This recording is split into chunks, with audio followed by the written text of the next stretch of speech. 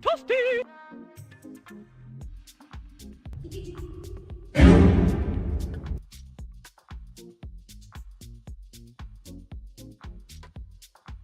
Man in finance.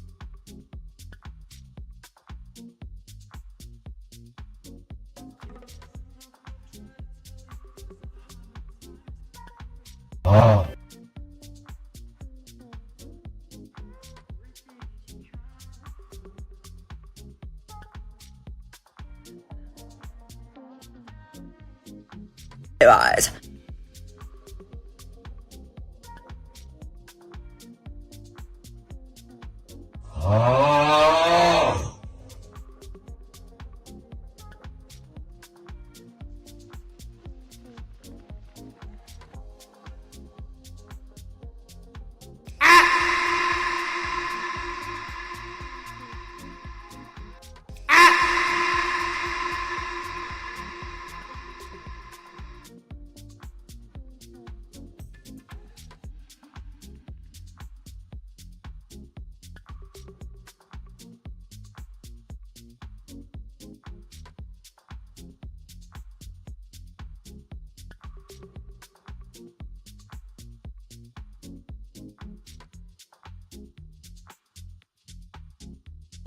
Six five.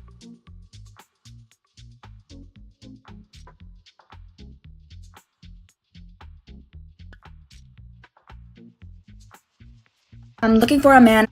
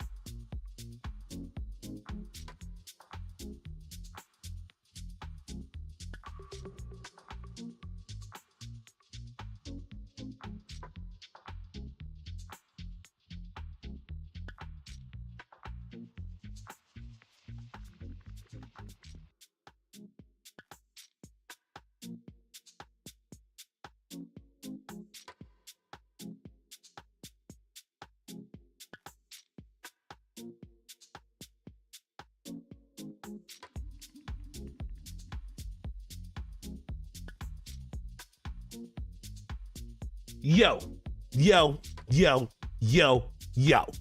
What up, everybody? Happy Monday. It's Monday. It's a fun day. See you later, alligator. I'm just kidding, guys. What it do? Happy Monday. Hope you all had a fun and safe weekend because I know I sure did. I did. It was great. I worked. I got to DJ. I slept all goddamn day, okay? I slept all goddamn day today because I had to recover. But we were back, baby. When you hear my voice cracking, I'm losing my voice a little bit. Or I lost it, it's coming back. We're back, baby. We're playing Disco Elysium. I am so happy to be back to playing this game. I need to get over that damn wall that I'm stuck at. So, oh shit, it's 420? Oh my God, I didn't even realize that. Happy 420, everybody. Watching live from Disney, California. Oh yeah, you're in Cali. Tell your parents that you want a 420. I forgot it was 420. I haven't even 420 today. I've been asleep all day. I've been asleep all goddamn day. It's great. Nice recovery. We're playing Disco Elysium today. I'm so excited. You know what I'm saying? You know what I'm talking about? We're gonna get right into it. We're gonna get right into it. Okay? I can't even contain the excitement. I just really want to achoo! I just really want to play some Disco Elysium. You know what I'm saying? So let's boot it up. All right, now it's Disco Elysium, guys. Man, what a great day.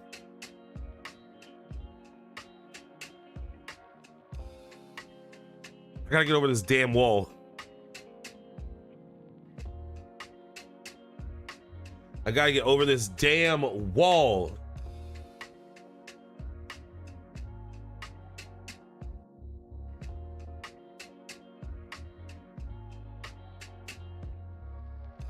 See if I can do it. Let's see if I can put it in the right spot before I get there. I think that's about right. I think that's about right. I think that's about right. I think that's about right, baby. I think that's about right. Yeah, you be okay.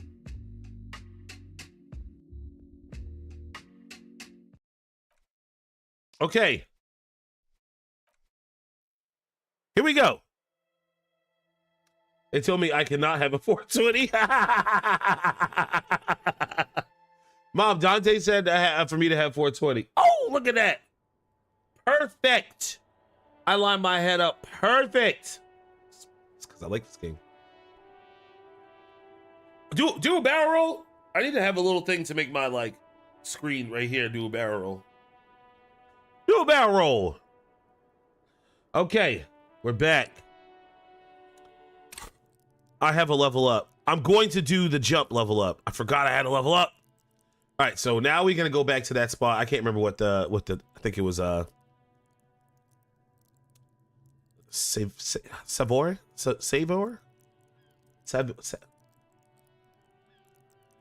It's like, I know this word. I can't think of it right now. You've been waiting in line for an hour and 30 minutes for what? Oh, there we go, Alex. We already got a barrel roll. Right there. Boop. It's like laissez-faire, but it's the opposite of laissez-faire, right?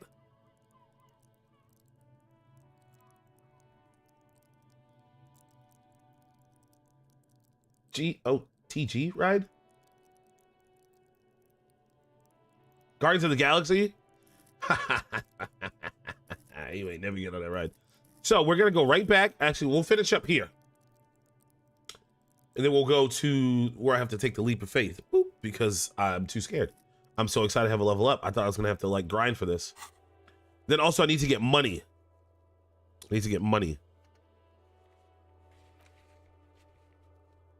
I just told her she can't talk about it right now, but you need specifics. Height, build, inform your autopsy. Ask her later when she has to collect herself, okay? Ask Class Shay, whatever her name is, about Sunday night. When Kim's not around to stop you, ask about what she heard. Remember the night before you emerged into reality. She must know something. When Kim's not around. So I'll wait until nighttime. Go upstairs and knock on the door number 3 to talk to the supposed victim of the hangman. See what he has to say to you. Oh, wait, I'm reading the wrong. Okay, yep. Confront the Hardy Boys with what she told me. All right, and then the cryptozoologist. We've got a thing we're learning right now. Oh, did I already finish it? Yeah, Chama, we finished that. I wonder how to increase this.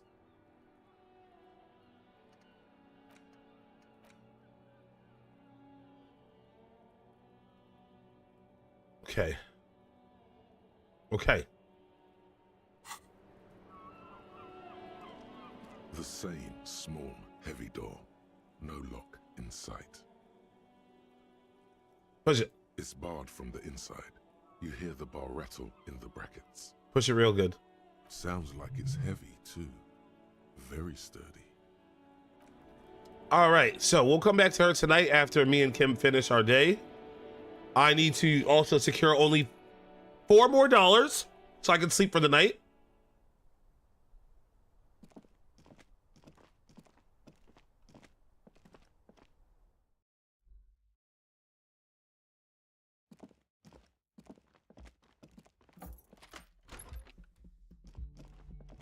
Let's go talk to the Hardy Boys.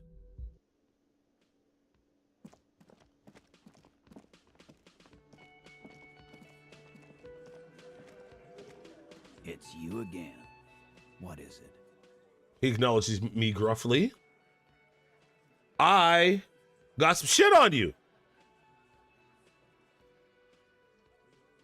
Class C, whatever her name is, said that she wasn't done wrong.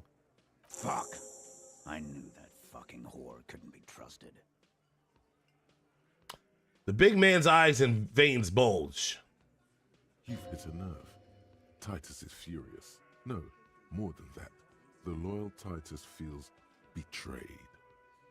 For the record, Titus Hardy did not explicitly specify the victim as a whore, nor did he say anything about trusting her. Yeah, he just did. Oh, shut up and stay out of this, Liz. He raped her. He was out of his fucking mind. You have no idea. Nah, she actually liked him. She's just in denial, asshole. You don't understand the traumatic experience. She's shutting down. And she doesn't fucking trust you. Yeah, she does. I said things to her that made her want to be my friend. Yeah, she's crazy, you know. A crazy bitch. You know the type. She's fucked up. You all loved her. Shut up. This is a diversion. Stay on track.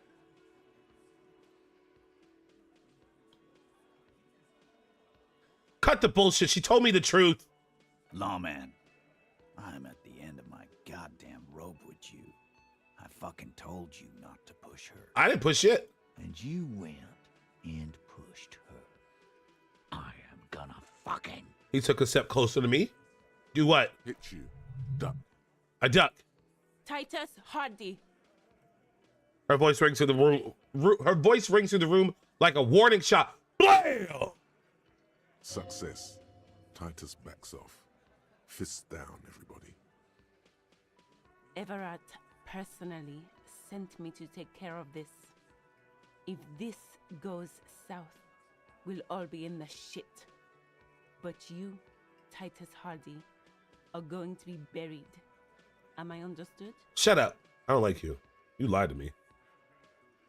When she's angry, she emphasizes the S. It gives her voice a strangely hypnotic quality. Her lips barely move as she speaks. What does she talk like this? So you know she's seriously salivating at the assumption that you have any control over your thoughts? Motherfucker! Like that? Frankly, it's a bit terrifying. Ooh. Someone has to rush in to break the tension. The second in command. Me! Kim. Look, Copper. We know that fuck was a rapist and a killer.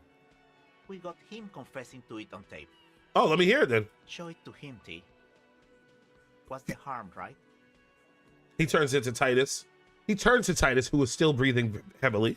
Here, jerkwad, listen to this shit. And then come back and tell me the soldier of the apocalypse was an innocent man. He slams the audio tape on the table. This is their last play, this tape. Their story is in tatters, a mess. It might be nice to listen to, but at this point, you don't need to.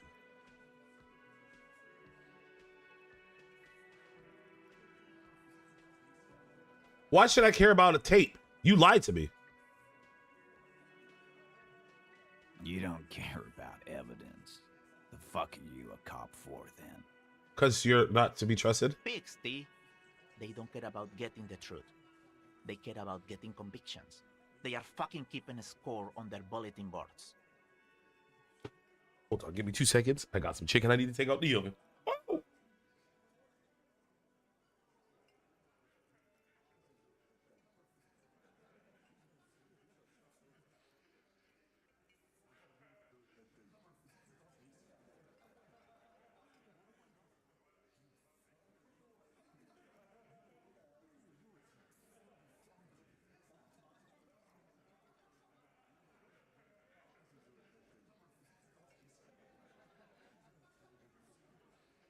All right.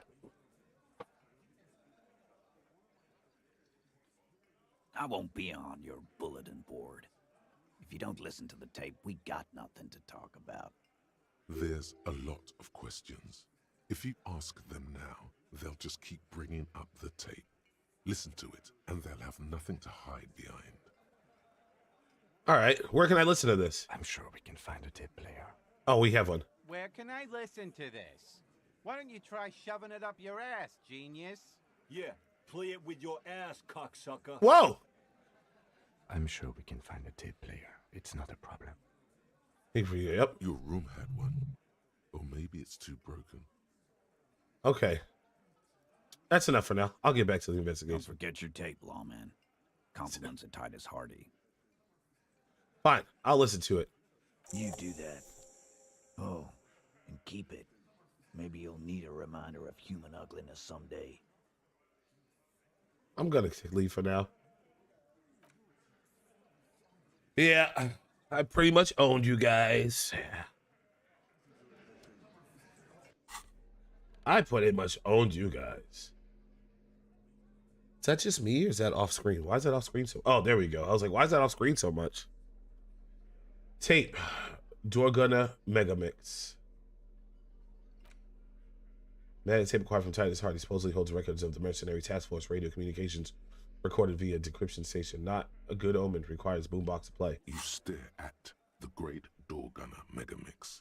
If only you had a boombox, you would be able to play Titus's tape. The tape feels ominous. Upon it, the dead speak. Respect the tape. The dead speak.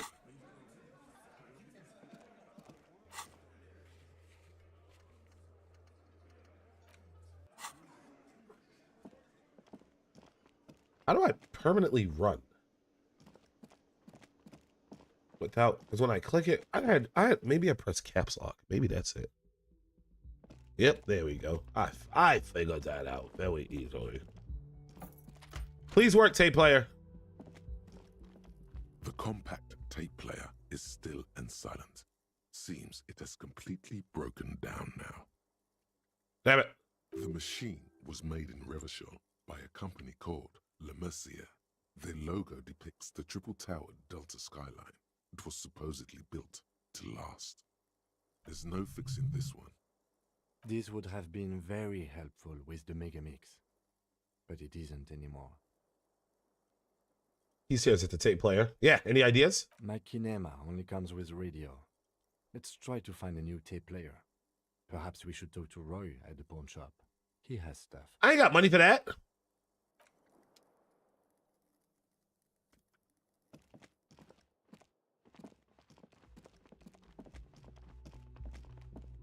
I still gotta sell some shit.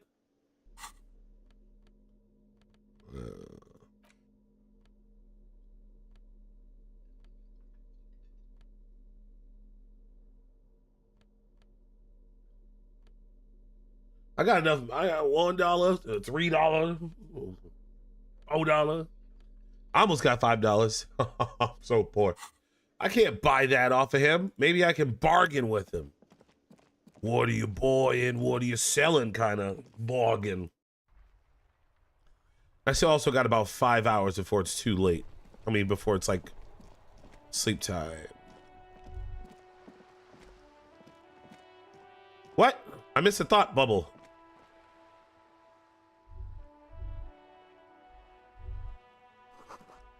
book is titled Man from Helmdall in the Wind in the Wildfire. Helmdall. Pawn shop.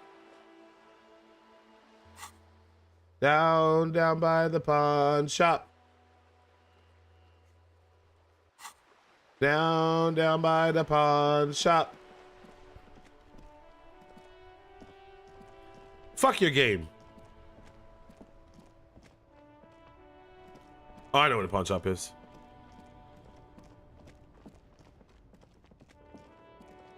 What is that? Have I not seen that before? Oh. No. Health. What is this?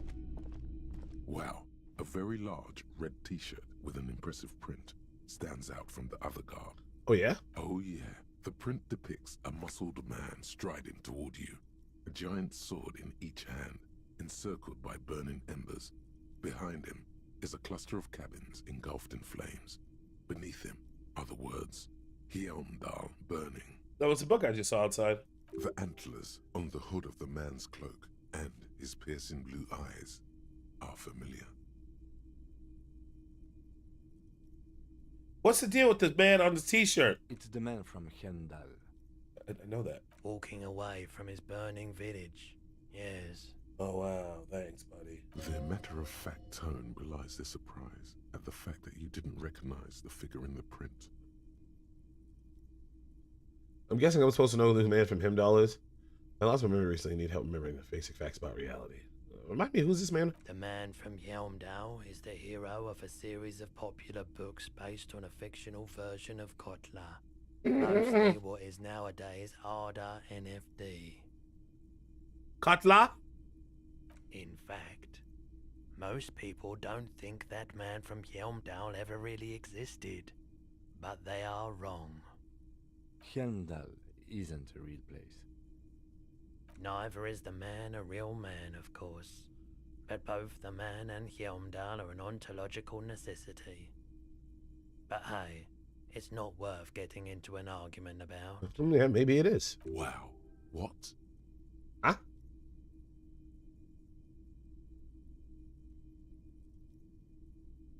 I'm gonna sniff it. Smells like worn cotton and a little old sweat there. Worn cotton with a side of flea market or trash bin. Sniffing is okay, but please don't try anything on. Can't have you leaving your photon emissions in the fabric of things you're not going to buy.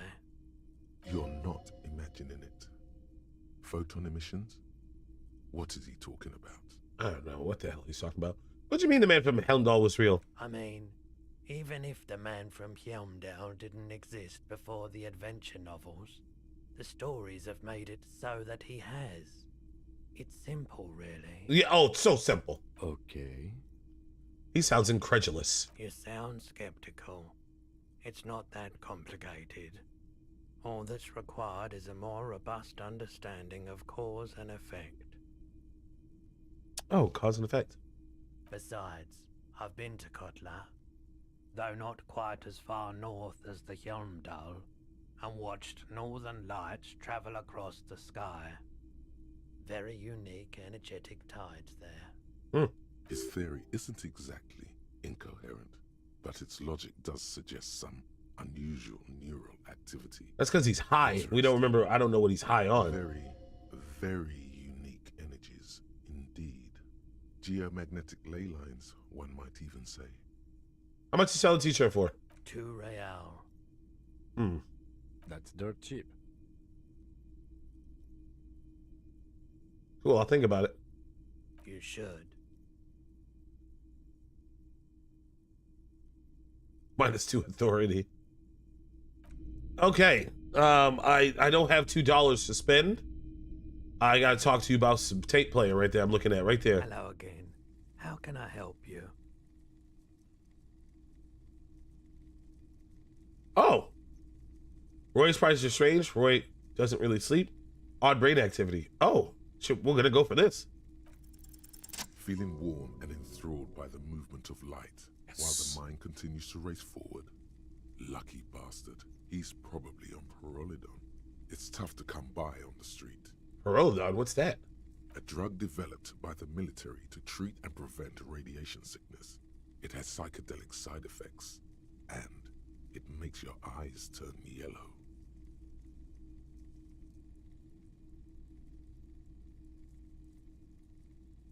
Just means it's really warm in here. I try to keep the shop at a comfortable temperature. There's a note of indignation in his voice. Interesting.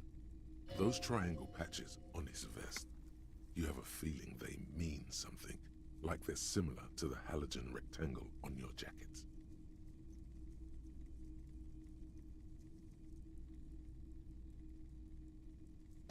Pointing his clothes. Say, what's those triangles on your vest? I was with the Emergency Relief Brigade. You know, after the People's Pile disaster. As if to mark his words, he Had coughed. to take Parolidon for radiation sickness. That's what you were hinting at just now, wasn't it?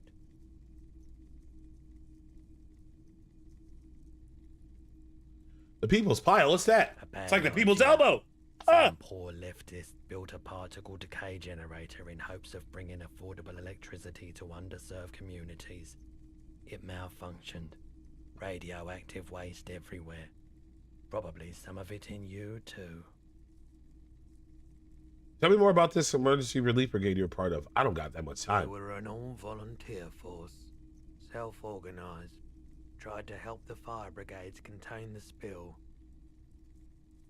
Oh, he's done talking. On the patch, gamma radiation lines crossed with a red drop of blood.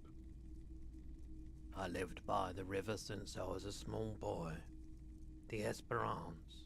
Didn't have the art to let it all go to shit without trying to do something to help out. Okay. There wasn't much the volunteer force could do, however. We wasted years in the river mud. Years getting sick. He looks at the spiraling light and stops. It must have been tough. Radioactive cleanup? There's a reason why everyone's tried to forget any of it ever happened.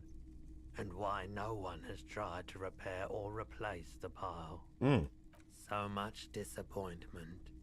And early deaths. Cancer mostly. And we knew all that was coming even as we were cleaning up as best we could. Whose fault was it that the generator failed? No one's. Everyone's. He sighs and shakes his head. So much bitterness. He bitter. A bunch of poor people built themselves a primitive nuclear reactor, hoping for the best. What do you think is going to happen? Anyways, how did you end up running a pawn shop? The cleanup happened 15 years ago. I was young then. Later, my second aunt died. Left me this shack and all the assorted junk in it. So I came to Martinez. People told me don't go there. It's a shithole. I said, people, we just had a nuclear pile meltdown. I'm gonna get as far away from Forberg as I can. Still in the same city, but... He shrugs. Thank you for telling me. I like the theory more than the story. Outward movement, not vortices. Yeah, you gotta get in on those vortices, my man. Nope. I'm looking for something that plays a tape for police business. A tape? We have boom boxes for sale that will play it. Check the shelves. Want to ask about my missing gun again? Sure thing. Oh, never mind. Sure, man. I have other business to take care of now. The boomboxes on the shelf look well loved and well traveled. Chipped, dented, they stare at you with the unblinking eyes of their tape reels. What? Stand on the tipsy O-toes to see more. One especially catches your eye. Deep gold and amber plastic with a big old handle on top. A classic boombox that says Stereo 8 approved. This is you. Golden orange. A sunset suite. And me, baby. Just make sure it works before you buy it.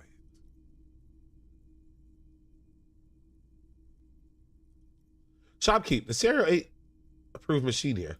Is the Harman Welsh W2, made in Vespa, designed in Seoul, plays all reel-to-reel formats, 2mm, 8mm, 12mm. It's even got a little radio in there. Oh. It'll set you back 12 real. Damn, I don't got that kind of money. I got $15. Can I just play the tape on one of the boomboxes real quick? Sorry, man. I can't be giving out freebies.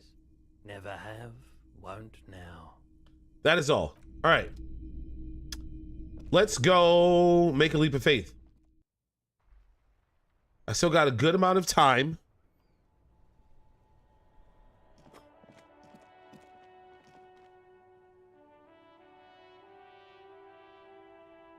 Before it's 5 o'clock.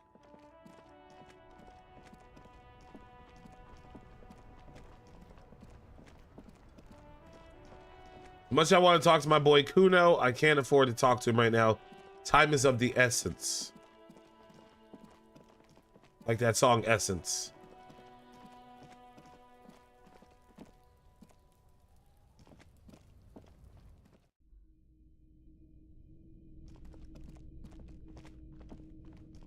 Gonna get my jacket. The name is Jackie.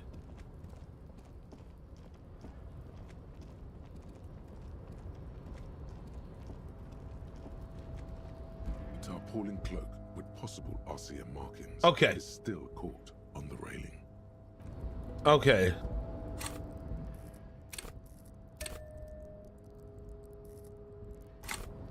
Let's change my clothes.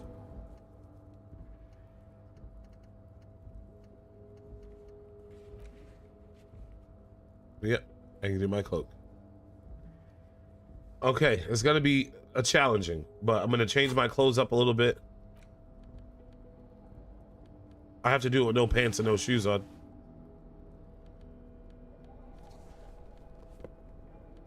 I literally have to do this with no pants and shoes on.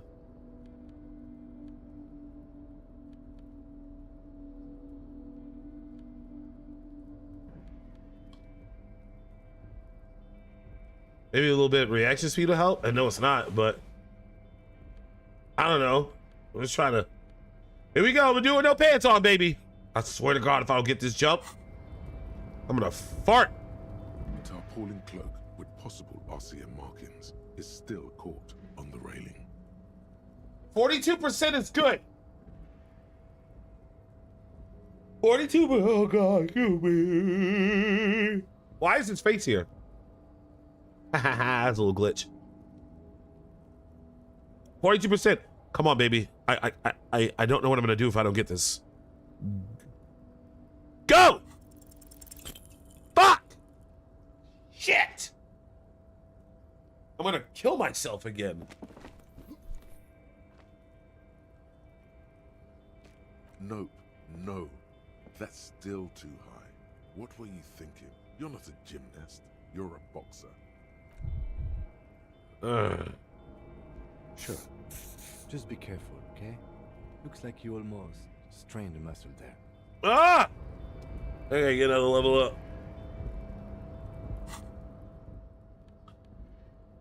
Oh yeah, I have to put this on. Cause, wait, why does it highlight like that? Oh, cause it's new. Wait, let's see if I have any interaction when I put this on. Okay, no.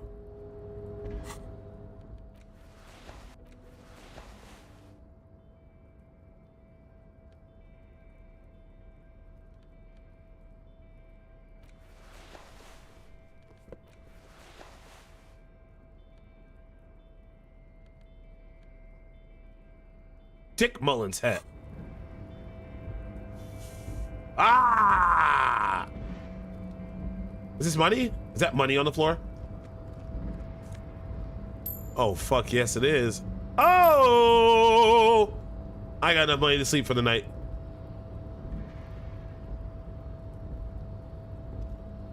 Yes? Oh my God, guys.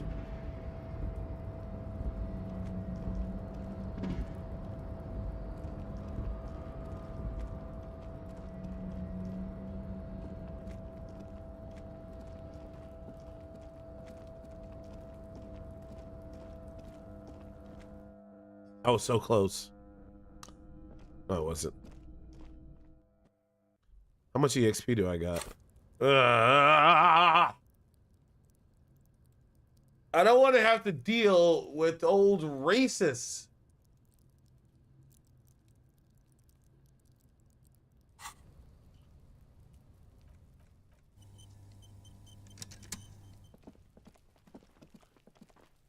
Kuno!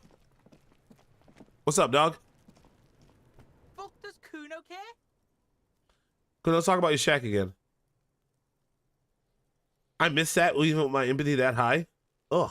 The fuck do you want with it? Nothing. Good call, Pigmeister. All right, Don't come Kuno. and talk to Kuno about his kingdom. Kuno, how much you care? Kuno doesn't fucking care. That's my boy. That's my boy. I raised you well. Piece of shit. The trash container stands in the springs. The smell of rotten food rises to greet you. You see soggy cartons, dirty rags, and organic waste.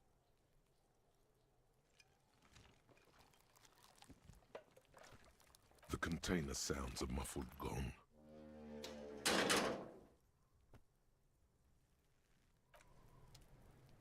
Okay.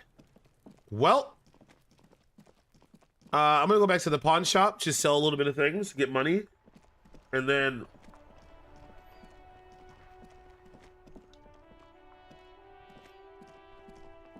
I don't know.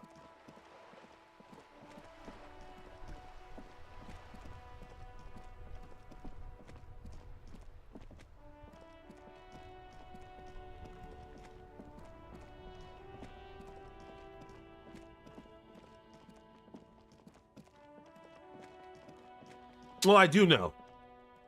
I've got options. Hello, hello. Let me know if I can help you with anything. That's something I'd like to sell. Let me have a look. Oh, I can sell clothes too. I'm not purchasing any more clothing at the moment.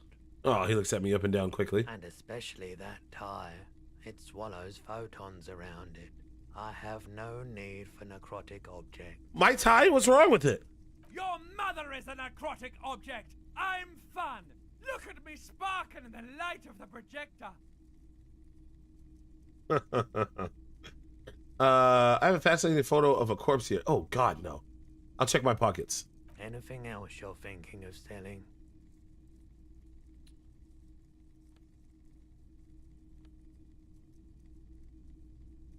This pen? Fuck, I need a pen for. Green ape on his head, on one end. Ape has its eyes. Ape has closed its eyes. Kind expression during his face. Seems to be meditating. The old lady gave me that. Where'd I find this at?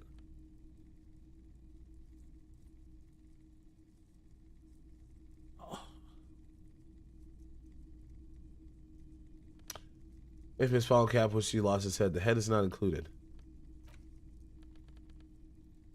15 cents? 13 cents? I'm selling this.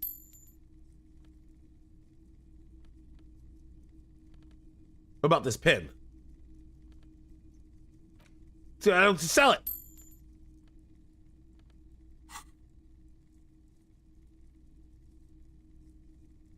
Another time, perhaps. Now I need 50 cents.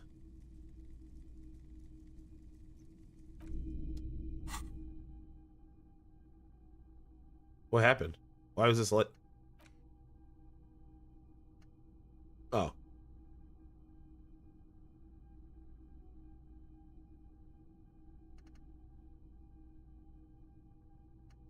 Oh yeah, that's one of my ones, but I don't know what I get after that. But I have to use a skill point.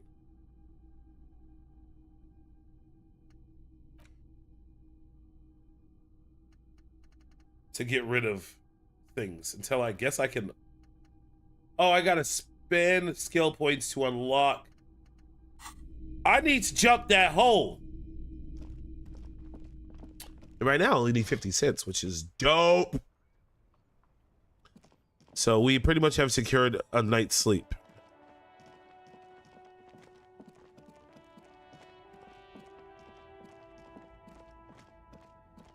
I guess I'm just looking for money at this point.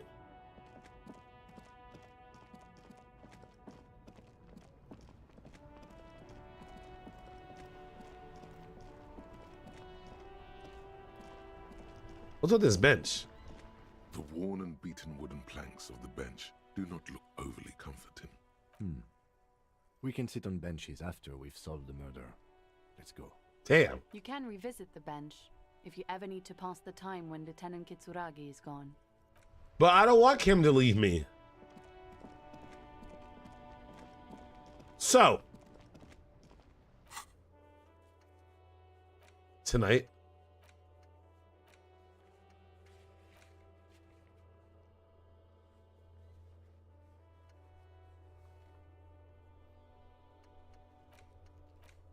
I already made a call.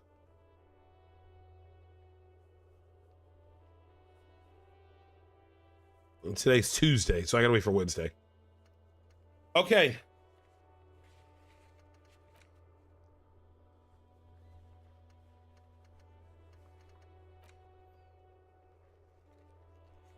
Tonight I can talk to the smoker.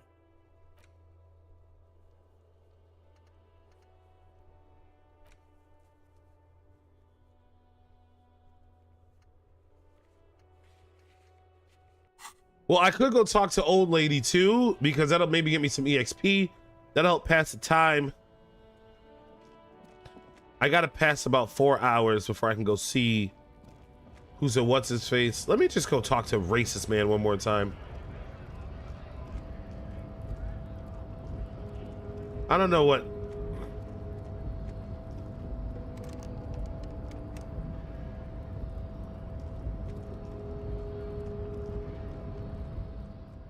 Measurehead is a fucking loser. Your race descent has only worsened since I last saw you. You have really let yourself go. What if I did knock him out? Let's go with that funky race classification again. There is nothing funky about them. There are 3 categories of race. Type A, Type B, and the vile CF race called Pederasty. Which one do you need? I guess I did that already? I cannot possibly imagine what are these tattoos supposed to mean? Racists are generally not very good examples of their race. He gestures towards the lorryman down the street. Welcome to Revachol. You hear him yell at a redhead woman visiting the fritter nearby. He must think redheads are immigrants. I am not like them. I am craniometric perfection. I have taken the trouble to permanently draw a phrenologic grid on my skull and features. This should dispel any doubt.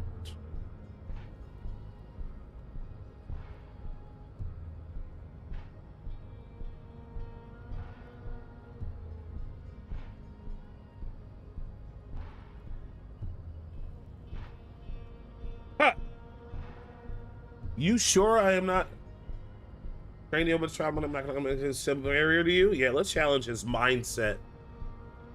You exhibit forward projection of the jaw, indicative of schizophrenia and sexual inaccountability. From a purely aesthetic standpoint, the dimple in your jaw makes you look like a baby. This is not craniometry, just an observation. What else? It is impossible to see any more of your bone structure. It is covered in the ravages of Al-Hul. From what remain of your features, I can see fleshy lips, baldness of the head, and long arms relative to lower limbs. This leads me to conclude you are not a police officer. You are a common criminal. An offspring of murderers and sailors from Sur-la-Clé and Vesper, and possibly even the degenerate sheep herders of Ubi. Right. Interesting. So one of my ancestors was a Scrooge and of the Vesper. Your racial heritage is uninteresting. It is the same as all Rivasholians. Your parents and their parents made the decision to reproduce while under the influence of Al-Ghul. That is the only reason you are here. Okay, well, I can't get past him now, and yeah, that's done talking to his punk ass. All right. Well, I'm actually happy that I don't have to talk to that guy anymore. Guys, what are we gonna do? I can't make that leap of faith. I don't know how else to get.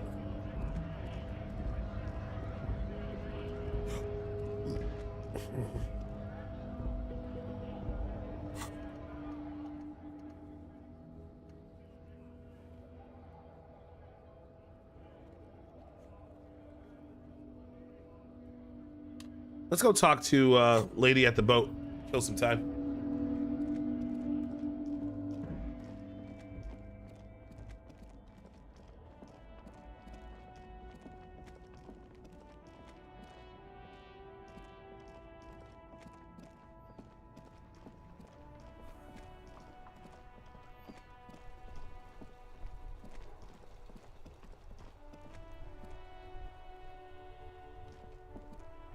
The dented yellow mailbox greets you with its graffito and... I'm not gonna kick the mailbox, that's stupid.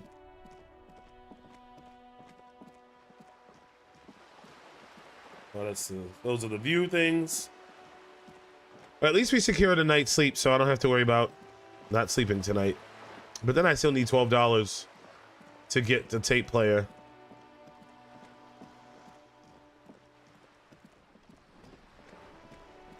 Tell this old rich white lady to give me some money. Hey, lady, give me like $100. You're back. Good. What can I help you with? Not an umbrella, I hope. I don't need one myself, you see. She pats her wet raincoat. I could use a coat like that. The rain is freezing. Sadly, I need this one myself. It's hydrophobic, repels water, almost magically. The company makes them for offshore platform personnel. Very sturdy. What I can do for you is answer some questions. Nothing like talking to pass a rainy day. I got some more questions about reality. Basic reality? What times are these? These are unimportant times, Detective. True. You and I were born after the hold dust on. had settled. A True. thousandth of a second too late.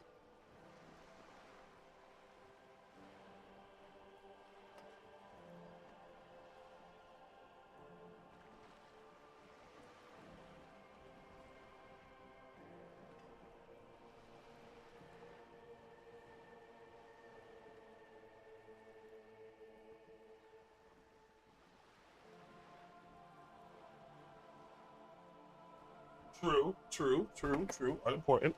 Yep, as you were saying, unimportant. Yep. Too late for what? For the big time. Her eyes light up. There's a flash of teeth. What's the big time? The revolution. La revolution. Ha! And what is this revolution I keep hearing about? It's quite easy. Every 100 years or so, our species gets together to decide what's next, who gets shot in the head, and who gets the mineral rights. It's a real kerfuffle. Who got shot in the head? John F. Kennedy. Those would be the communists. Generally speaking, 40 million people got shot in the head during the World Revolution. But the communists, they all got shot in the head. She's not gloating. It's a relieved celebration.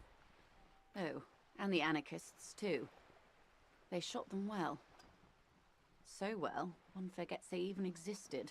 Did the communists and anarchists shoot back? Did they ever? Before they got shot themselves, they shot 2 million people. That's a tragedy. Yes. The Red Deluge. The Insulindian Deluge, they call it.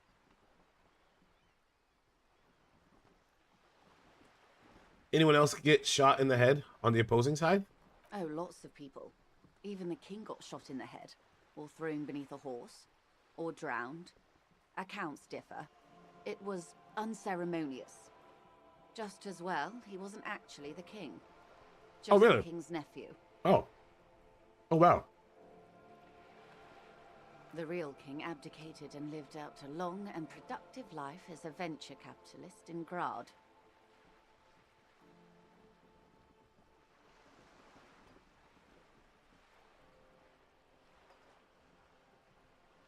Huh. Mr. Everott is helping us find our gun. Gastuso?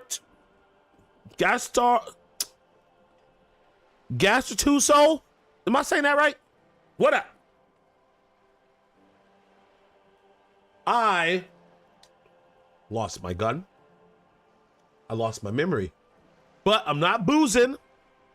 I'm not doing drugs. I'm trying to remember what reality I live in right now. See my face? I looked in the mirror. I look like shit. Oh my God. Why you say boo? Because I ain't boozing and drugging it, Alex? Good to hear. No need to booze when you don't know what the fuck is going on. I still have no idea what the fuck is going on. Right now, I need to stop being a coward and make a leap of faith that I can't jump. Get my jacket. So I'm trying to pass some time by talking to this lady about reality. Shakes her head just as well. He wasn't actually the king, just the king's nephew. The real king lives out in a long and productive life as a venture capitalist in Grad. I don't care about kings. Tell me one more thing. About head shooting? Who got the mineral rights? The liberals got the mineral rights. And by mineral rights, I mean everything. She looks up to the sky, then inland in the crumbling city. Okay, by liberals you mean? Liberals are usually middle-class people, Detective. Or the remaining gentry. The beneficiaries of the pre-revolutionary arrangement. Okay. Some were rich enough to stay with the Constitution, with monarchy. Big mistake. Others bet on the revolution. They were called the ultras, or ultra-liberals. They fared well. How did the liberals win it all? They didn't win so much as survive. We were the last ones standing when the war ended. Everyone else got shot in the head, remember? Mineral rights should be for the working class, for the people who make the country work. For the working class. You sound like the people at the wall. Let us work. Except for that guy's security guard. I mean, he's not a worker. She's one of them. Of course. They didn't win so much as survive. We were the last ones standing when the war ended. Everyone else got shot in the head, remember? She's one of them, of course. Everyone got shot. Who was there to surrender? I ain't no scab. Foreign intervention. The coalition. Those people really took the mineral rights. Wait, you just said the liberals took everything. The liberals took everything that wasn't nailed to the ground. The coalition took the ground. The ocean, the laws, and the people. Oh. And she stomps her rubber booted foot. The coalition of nations. Grad, Mesk, Vesper, Messina, Oranje, and Sur-la-Clay. The armed center of the world. They landed here and ended the revolution. It was the moralist thing to do.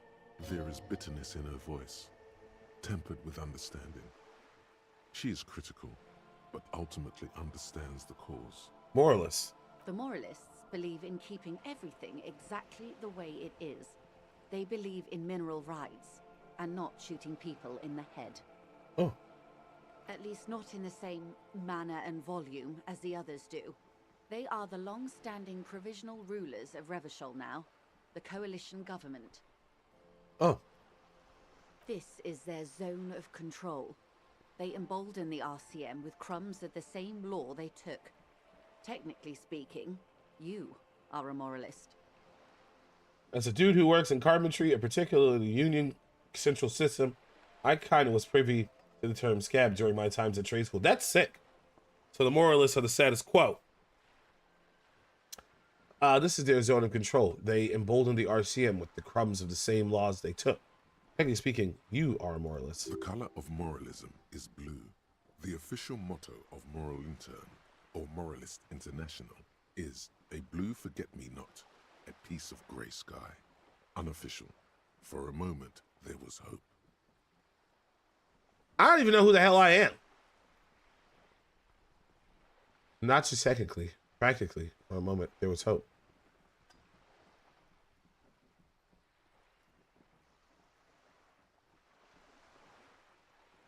A devout man of the center. Hard to come by. It's good to have someone who takes a moderate approach to head shooting. In your line of work, I mean. What was it? When was the kerfuffle? Moralist low-key sound kind of bum as fuck. The turn of the century revolution? I just cut right down the middle, baby. It's a trick question. The revolution began in '02 on the Isla of Grad, though by the end, nearly the whole world had gotten involved. It wasn't a Who started it? But a what? A pandemic of Zarat, a particularly virulent prion disease, which the authorities in Grad proved unable to contain. Then Marzolf came along and overthrew the government. What did this Zarat do? It made people overthrow their governments. Wow, really? Of course not. It was a highly infectious microorganism that destroyed brain tissue. The actual causes of the revolution were material.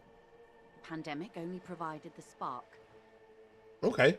Where did it spread from there? From Revachol and Grad? Not far. The world managed to cauterize itself. Marzolf's government was overthrown in '08, and the coalition crushed the Revachol commune 2 years later. It was the end. Okay. What came next? Why? You and I, officer. Our lives in the zone of control. Revachol got devastated by a plague, and it got shelled to hell. A true shithole. Right where our main character belongs. She spread her arms, raincoat flapping in the wind, our lives in the zone of control. Something tells you her life and yours are not that similar. Maybe it's because she has a boat and you have that necktie? A pair of pants? Our lives are very different from each other. No doubt. But we share the same time and position on the planet's crust. That counts for more than you think. What is the zone of control? A city-state divided into free market zones under the everlasting interregnum of the Coalition of Nations. And you, of course, the citizens' militia. The clatter of typewriter keys fills the main hall of the reappropriated silk mill. Ding! Precinct 41. Chad Tilbrook presses enter. Outside, Officer Elfboy Williams slams the door of an armored motor carriage. I gotta be honest, I can see why we probably drank and smoked before we lost all our memories. This place alone makes me feel like I need to roll a quick J. Hey, 420. And what's so damn tense? The zone of control is the third incarnation of Revachol, after the failure of the suzerain and the commune. A disparaging time, but we always must rise up and resist. What happened to the rest of the world? Modernity. They developed the marvels of the inter-eastlery communication. Telematic milieus, radiation, colored plastics. Meanwhile, in Revachol West, the aftermath continues for the 5th decade. 51 minus 8 equals 43. Wait, you're saying it's been like this for 43 years? Time flies. What have we been doing all that time? The 20s saw a decade of urban war, west of the river leveled, offshore platforms in flames. Still, it's regarded as an improvement on what came before. 08 to 19 was simply hell. And after that? The 30s? Things settled down in the 30s. Revachol East transformed itself into the world's largest tax haven, with the international community's blessing. For the first time in a long time, It seemed like things were going somewhere. Were they? I have a feeling I know the answer to that. No. It was a market mirage fueled by cocaine and quantitative easing. The 40s dispelled it like a cold splash. An Isla-wide hangover, you might say. And here we are. She curtsies. Welcome to reality, baby. See, look at that level up. We gonna try that jump again? Ooh, we gonna try that jump again? From the looks of it, the 50s haven't been much better for the zone of control. You can see it in her eyes. Days slipping away. You don't seem to be thrilled. I've no right to be dissatisfied. This shirt is Barbara Muscova. This raincoat is impervious to rain and is guaranteed for 100 years. My daughters will wear it. No, it's just... She looks at the crumbling tenements, paint flicking from the stone. We could have had so much more. Every one of us. If only we played it right. That's enough about the times. They are what they are. Who knows? An afterbloom may yet come. Oh, damn it, did I? Anyway, enough sentimentality. Is there anything else you want to know? Conceptualization. Jamais vu thought complete. What is reaching for something fundamental? What is all of this? The scent, the sound, the air. 43 42 years of just sitting in nothing but degrading buildings, destroyed infrastructure, and broken laws. Yeah, no wonder we've been smacking the sauce so much. I mean, the police aren't even acknowledged as the authority in this area. It's the union folk that are considered the authority in the area.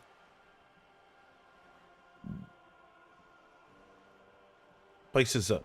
Kuno doesn't give a fuck. Kuno's high on amphetamines. What kind of world is this? Look at my boy Kuno hooked on smack. What world? The only one, I suppose. The world of matter. And its pale antipode. The fading pearls of her eyes look to the sea. The camera of her mind glides over the surface of the water. What do you see? Great bodies of water. Forest-covered surfaces. Clusters of light where the cities lie. You've seen the montage. We all have. This world is enough. She concludes. There is a term of endearment they coined for it in the DeLorean century, when humanity was high on this world, discovering more and more of it, these archipelagos included. What is it? Elysium. Elysium. The world needs a term of endearment. It does. There are those who would call it hell. What is hell? A term of hatred that originates, like many such things, with the Mesk petro-fascists. I don't feel like I've got it, the whole picture yet. Oh, you want a picture of the world? There is no complete set yet, dear. They're having some trouble reaching orbit. How come? Great things are difficult to achieve. For now, we're viewing the world from the inside, sideways. Inside sideways? What shape is this world in? We used to think it was a sphere, but that is beginning to look less and less likely by the day. You wouldn't know it from the tabloids, but the ORG nations have been launching weather balloons into the lower ionosphere since the 30s. Petro-fascists? Those guys sound fun. Sarcasm is definitely involved. That sounds great. Fucking, what a hoot. ORG, Occident Grad. There's a steadily increasing trickle of images. Between the big three scientific contributors, they're piecing together a dark grey corona. A dark grey corona? Yes. She pauses. It covers 72% of the surface. There are grey flares and prominences, even arcs above entire islas. The images are blurry, but if there was a sphere in there, it certainly looks like it fractured a long time ago. The pale? What the hell does she even mean by that? A cold fear seeps into you. Oh my god, wait. What the hell are you telling me? A pale?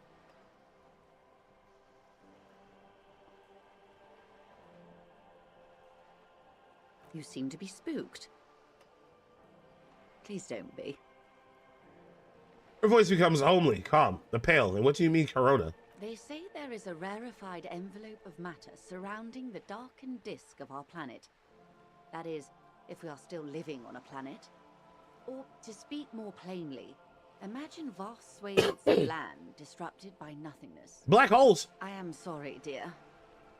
It must sound quite terrifying through the acute encephalopathy.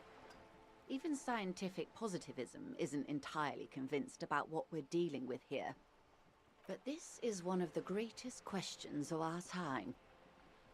Maybe when they get the complete set together, it will jolt us out of our rut, bring us together, however naive it may sound. Very naive. A fractured Corona doesn't feel like it's gonna bring anyone together. You have misimagined it. I don't have the power to convey to you the effect and geometry of the images that depict our world from below low orbit. It's like the crowning of the world. It's insane. Very disco. You'd love it. Well, she said the name of the game in 2 different parts of the sentence.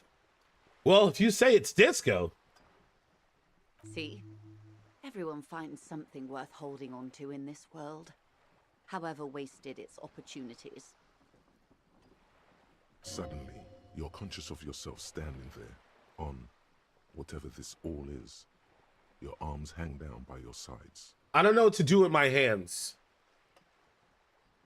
The lieutenant observes you both, silently. He adjusts his glasses.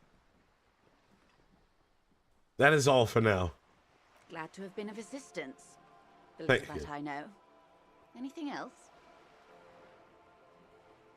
Thank you. All right, I leveled up.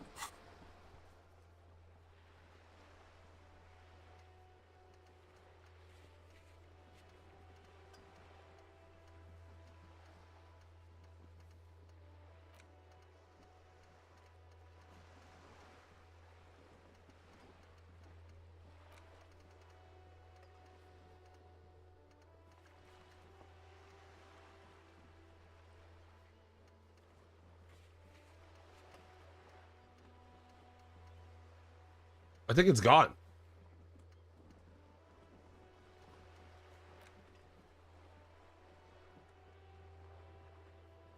Horseback monument?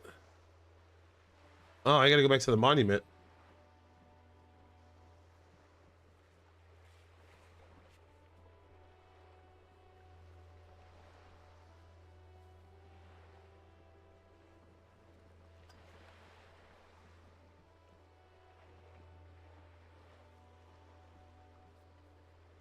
All right, let's go back to the monument. I might have finished maybe learning all the information from her. Obviously, I leveled up. Essentially, nothing surrounds us. Basically, physical nothing. She believes that we are in some sort of purgatorium.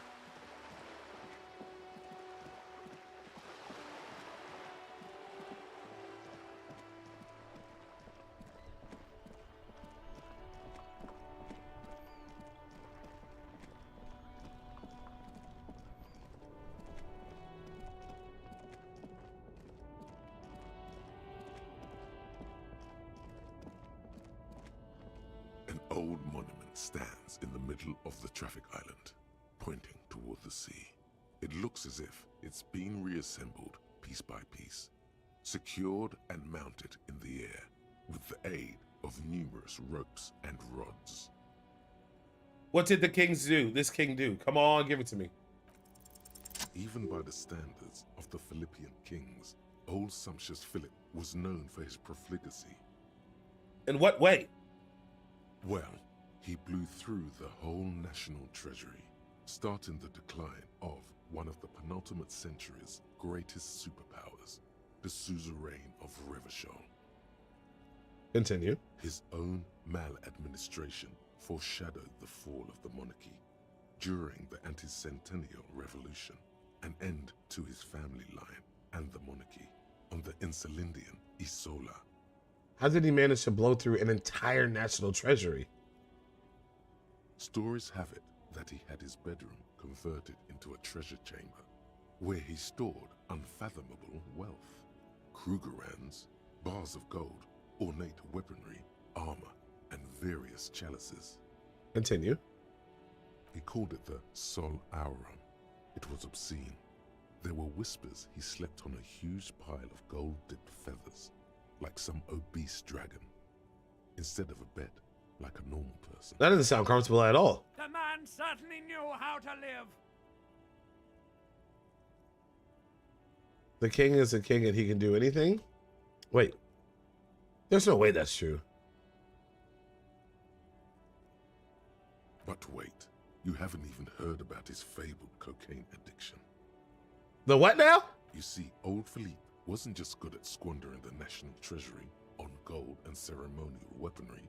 He was also a prodigious snorter of nose candy. Oh, he liked table seasonings?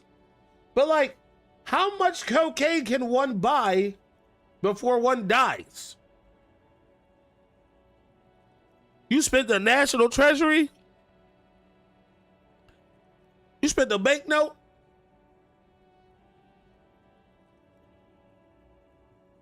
So he was addicted to nose candy, a bloated shruggy.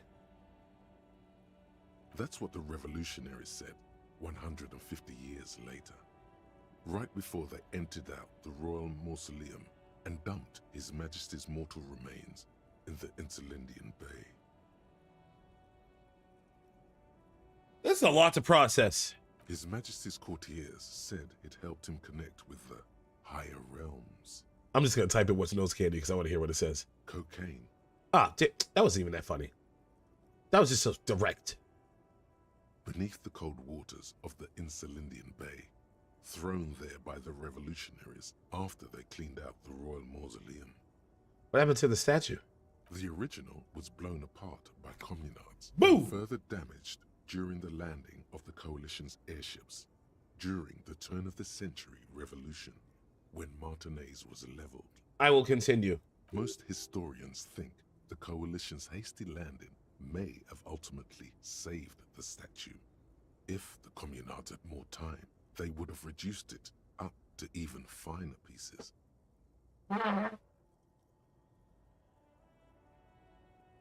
Who restored the monument? Some years ago, a group of liberal, artistically inclined individuals, designers mostly, thought it would be ironic to restore the statue of the most wasteful ruler of Revachol in the poorest part of the city. That's funny. The statue is supposed to capture the moment it was blown apart, like an instant frozen in time, a rare butterfly trapped in amber, floating on a sea of shit.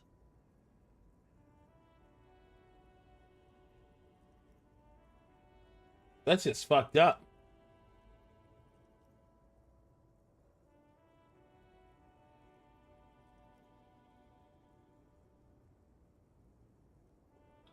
That's such a bad idea. People in Martinez tend to agree, as do many prominent art critics and thought leaders with more nuanced social awareness than the young ironists.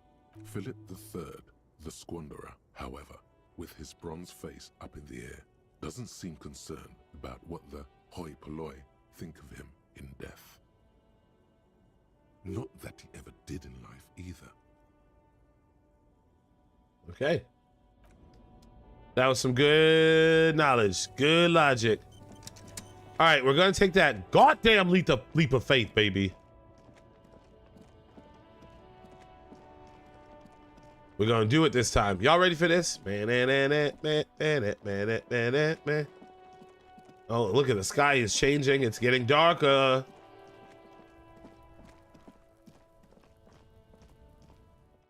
I need to get my jacket. I need to get to the other side. Da da da da da da. Damn it, we gotta level this up again because I can't make this leap of faith.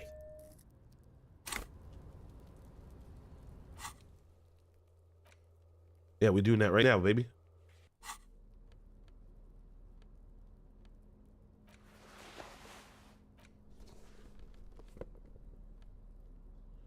All right. Let's go. No pants, no shoes.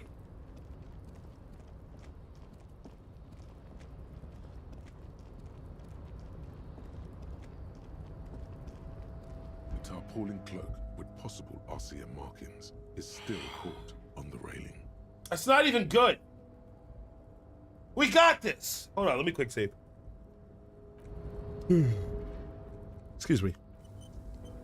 A tarpaulin cloak with possible RCM markings is still Oh, we did it! on the railing.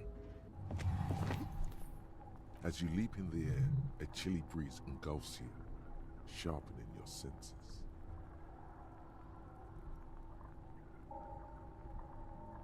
Close your eyes, let the senses take the world around you. No, continue the voyage through the salty air. As the concrete floor welcomes you, you realize it's been a while since you felt so alive, alert, capable. Must be the adrenaline. I knew you could do it. My climbing down might not have been as disco as your jump, but at least we can explore the harbor now. We did it!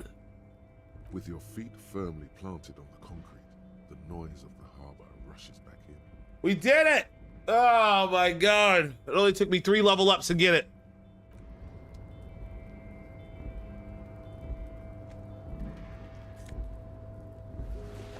Let's go, baby. Put that on. Fuck this jacket. What did jacket give me? What shivers? Know thy neighborhood. Nice. Taking back the streets. Put my pantaloonies back on. Put my shoes back on.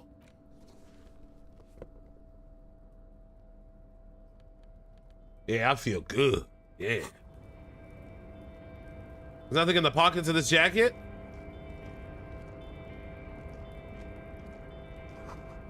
Collecting rainwater. Oh, is this gonna be a door to get where I need to go? Where the fuck am I? Radio's emitting strange buzzing sounds. I quick saved. Be alright. A giant aspirant on the pillow and pattern of coffee rings on the armrest. Someone is habitually chilling next to the radio.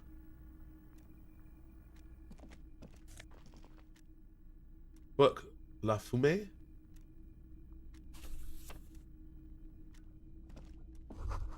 Someone left the coffee machine on.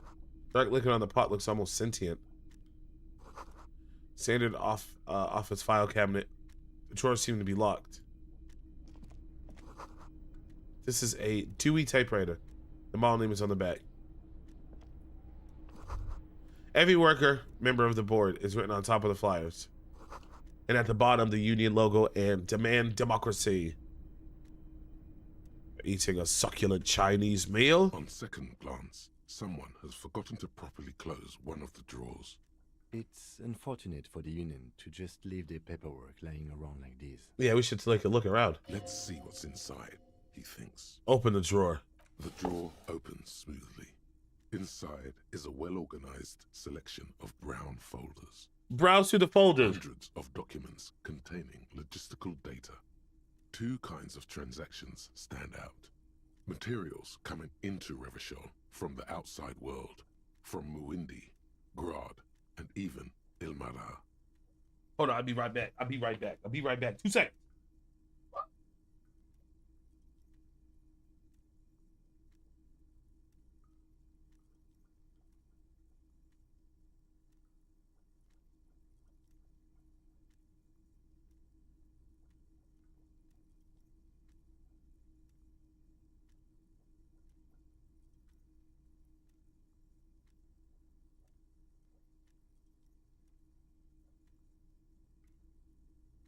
I'm all out of ginger ale and I'm sad. Okay. And the same materials being handed over to companies inside Revachol, Kuron, Coal City, La Delta, and Jamrock are listed among the many districts where the imports are being sold. Anything interesting? It's hard to make sense of this thicket of company names, dates, quantities, and percentages. You try to focus, but the lines are getting blurry. Force yourself to go through the folders. Give me that green, baby. Look how blurry all the lines on these papers are. How unwieldy your own willpower is to yourself. You're like an absurdist Samaran monk, focusing through not focusing.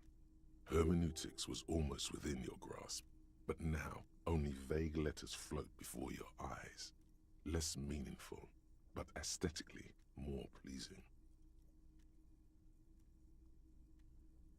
If I let my eyes go completely out of focus, all shapes start melting into each other. No.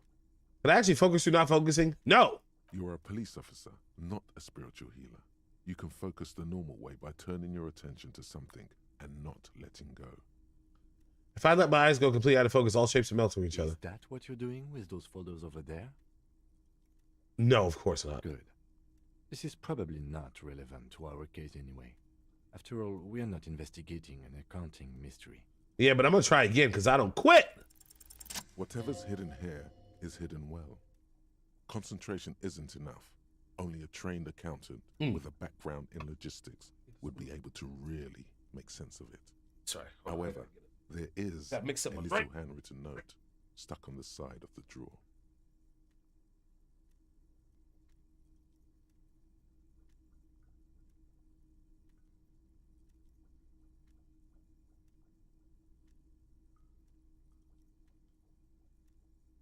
You know what I'm saying? That you're drinking in two-step. You know what I'm saying?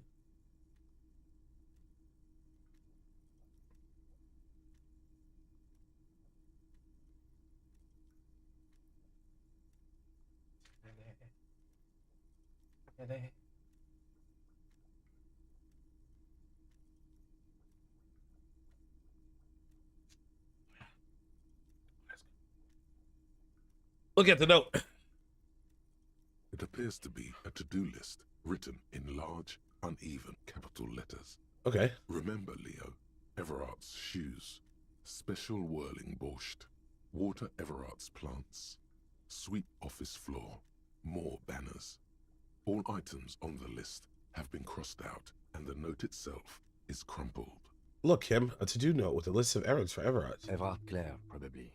The head of the Debarders Union. One of his aides must have left it. Nothing incriminating here. The special borscht seems a bit odd in the list. Take another look at the note. Remember, Leo, all items on the list have been... The drawer slides shut smoothly. Oh, you did a little investigating. A little investigative.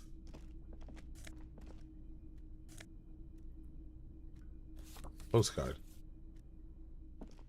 Let me find some money I can take. Magnesium for my morale. Might as well use that.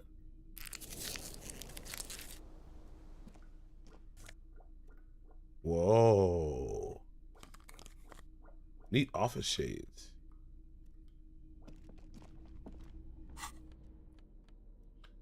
Drama. What's my drama at?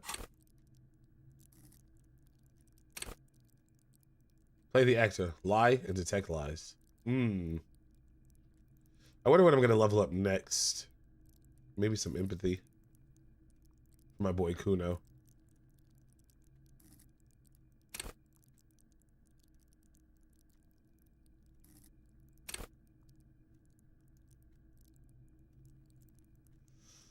All right.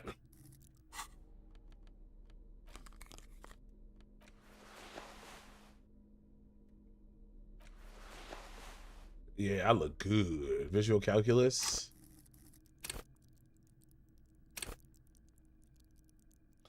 Laws of nature. High levels visual calculus makes the world reveal its secrets to you.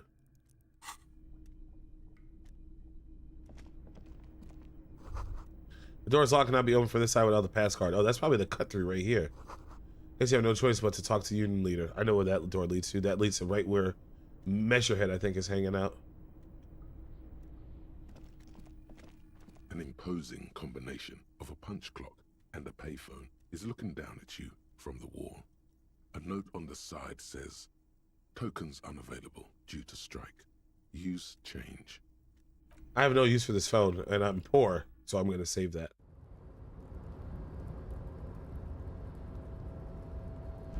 Yeah, see, that door leads there, so I guess we got to get to talking to people right now.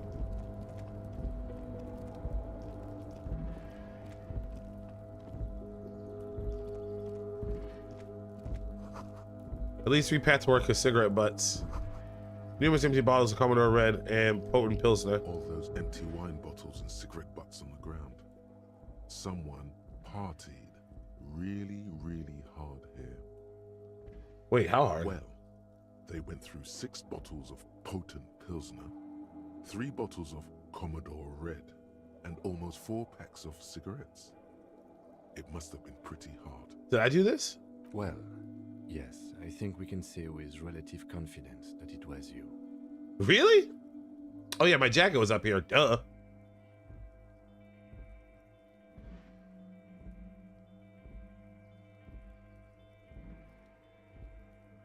This is really sad. I must have been miserable. Yes, this scene isn't exactly ripping with joy.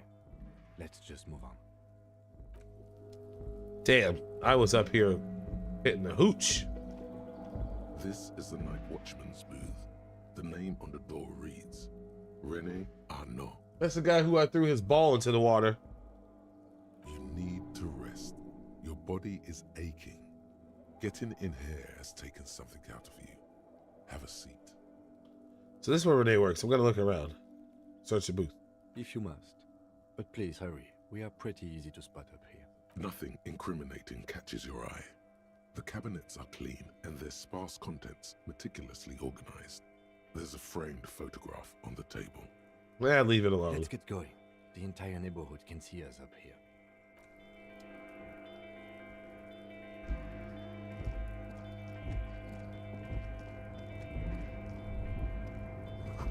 All around you, great machines in the Quais, the Quissits? White pine trees are printed onto the screen covering. Looks like a forest under snow.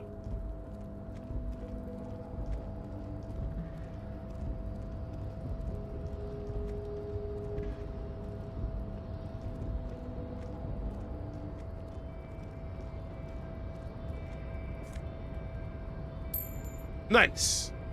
I got enough money.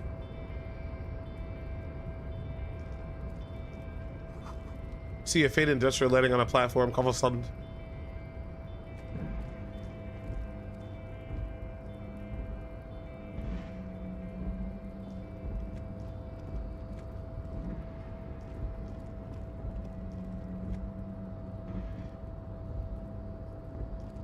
Alright, I can't get there. Let's just grab all this money. Shipyard head is oddly quiet. The great machines are sleeping. Give me that money. Speaker of the tower is silent. There's no work to organize in the yard. There is no work to organize in the yard below. What is that? What that is here? A musk of oil rust comes from the chasm in front of you. It smells like blood. It's locked.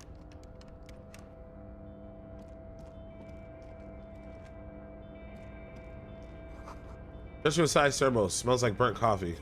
Money. Money! Oh no. Okay. Let me go check that platform first. Coffee in the giant thermos is still lukewarm. When I was a kid and the first time I heard lukewarm, I thought Luke Skywalker had his own type of water. And I was like, how did these adults know what that means? I didn't know what it meant, but it was like, does that mean that Luke Skywalker has his own water? You know, because I was a kid. And kids are fucking idiots.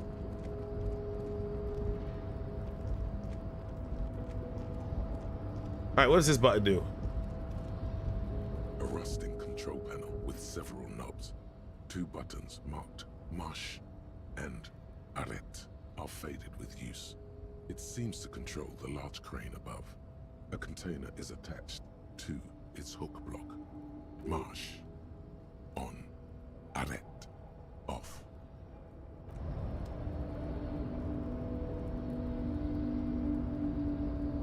I mean, I want to just go on pressing shit.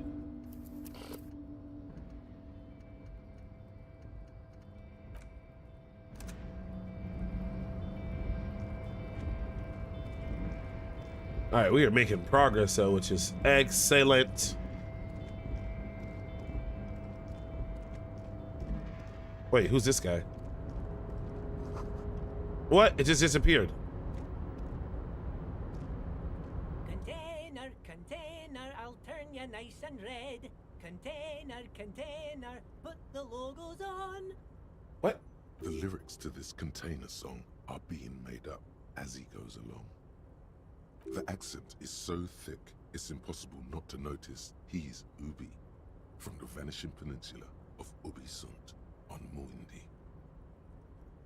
Container, container, used to be Wild Pines. Container, container, now belongs to Everard. The tiny man is so engaged in his work he doesn't notice you.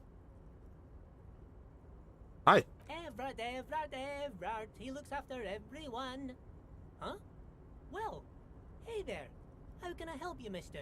I like you. The look in his deep blue eyes is as sincere as you've ever seen. Kind of makes you feel like an arsehole for no apparent reason. He's so nice. I see you are not a union man, mister. Did you get lost? You're not one of them scabs, are you? A shadow passes over his kind face. Actually, I am. Yes, I even said to Mignana. What is it with you people in scabs? I mean, I don't personally mind. Folks is just folks, you know, and folks gotta eat. He doesn't seem to be waiting for you to answer. Just some of the other guys don't look too kindly on the scabbing kind, if you know what I mean, mister. You're Ubi, right? Oh, yes. Born and raised in Arish, mister. Mum had to leave my dad after he got a bit violent. Took us here to the new world. I was about 10 then. Too old to lose my accent then. People say us Ubis are up to all sorts of trouble with sheep and other animals and whatnot. I just want you to know there was never any of that where I come from. No, sir. Those are just nasty rumors. No motherfucking sheep. Gross.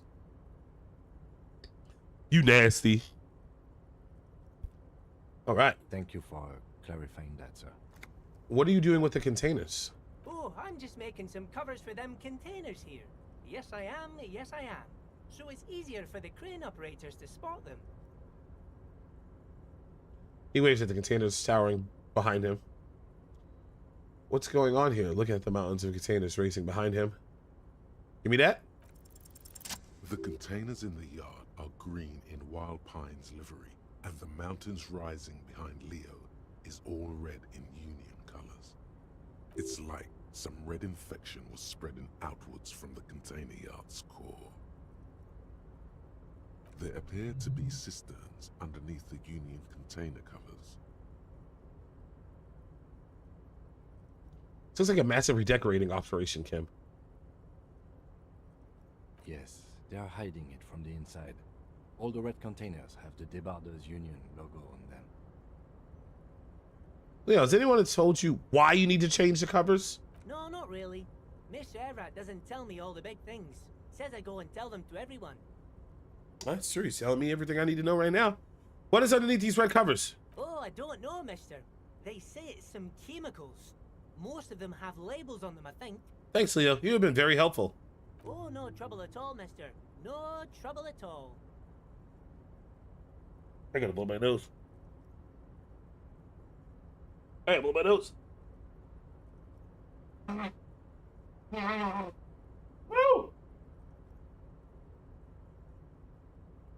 I felt like I was about to sneeze hard as hell. Where's everyone? The harbor is empty. Oh, most of the guys are down at the gates, keeping the scabs from coming in. He leads in with a confidential look. We're on a strike. The whole union is. You don't have to work when you're on strike. Ha! We haven't worked for 2 months now. Damn. So no one is working? Not everyone is down there, of course. Mr. Everard is in his office, where he always is. And Jean-Luc is guarding the gate. He pauses to think. But Titus and his boys got into some drunken trouble and Everard sent them on a nice vacation. For a week or so. He stops but seems eager to tell more. Got it. What trouble did Titus and his friends get into? Oh, I'm not really supposed to talk about that. That's union business. He smiles and leans closer. Please tell me. Him and his boys stirred up something in town. Probably drank too much and got into a fight or something. I heard Mr. Everett telling them to take some time off. Don't go all bad cop on this simple, friendly fellow. I don't want to go bad cop. Am I doing bad cop stuff?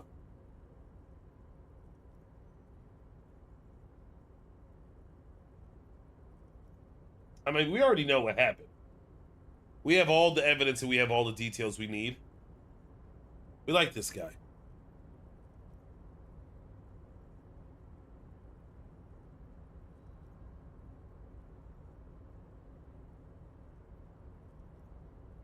Is it bad cop if I ask them what did they actually do? Was that bad cop of me?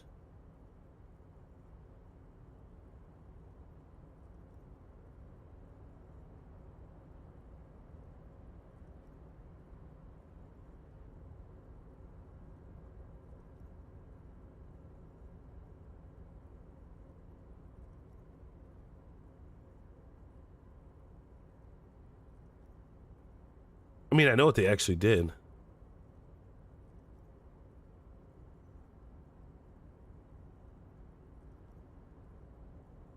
We already know what they did. Sure, sure. How can I help you?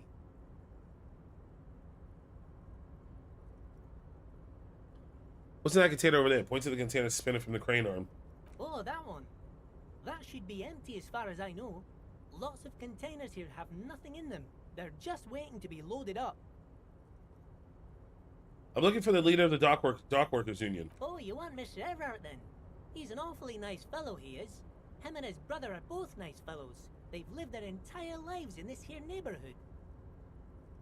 He coughs and continues immediately. Guys like Mr. Everett and Mr. Edgar, his brother, are real good guys. Made Martinez what it is today. Mr. Everett and Mr. Edgar and I went to the same school we did when we were boys. Oh, wow.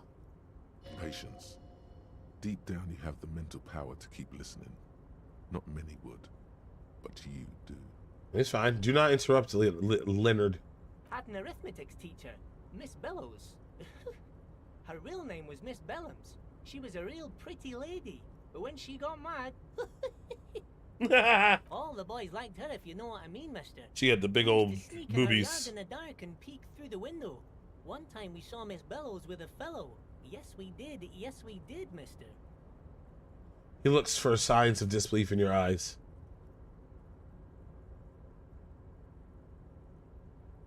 No, you fucking didn't. Yes, we did. We did, mister. Indeed, we did. Him was a big, big fellow. Used to drive the troika near ours' school and everything. Them was all naked, too. Huh? That's all I got to say about that. It's all naked, too. Very interesting, very interesting. Thank you for telling me the whole thing. Thank you. Almost forgot. Mr. Everett is in that container over there. We got distracted telling the story, but he's in there. He points to the left. All right. Let's, Bye-bye now. Thanks, Leo. Love you. We are burning some daylight. I got enough money to sleep for the night. Thank God.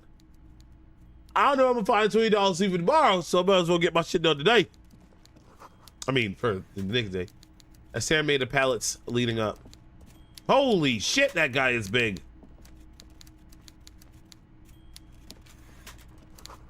Taxidermy fish that tells time.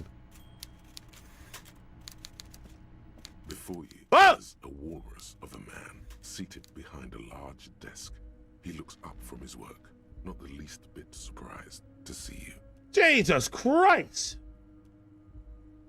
That's a chubby one there. He's an old fat boy there. That's a big boy there. He said a walrus of a man. That's wild and crazy kids, dude. We're having a whale of a time.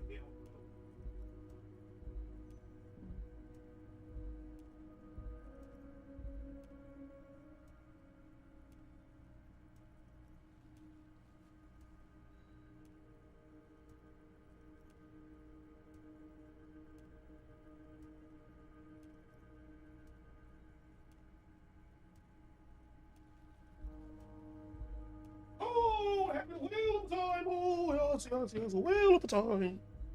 Oh, yes. Oh, whale of a time.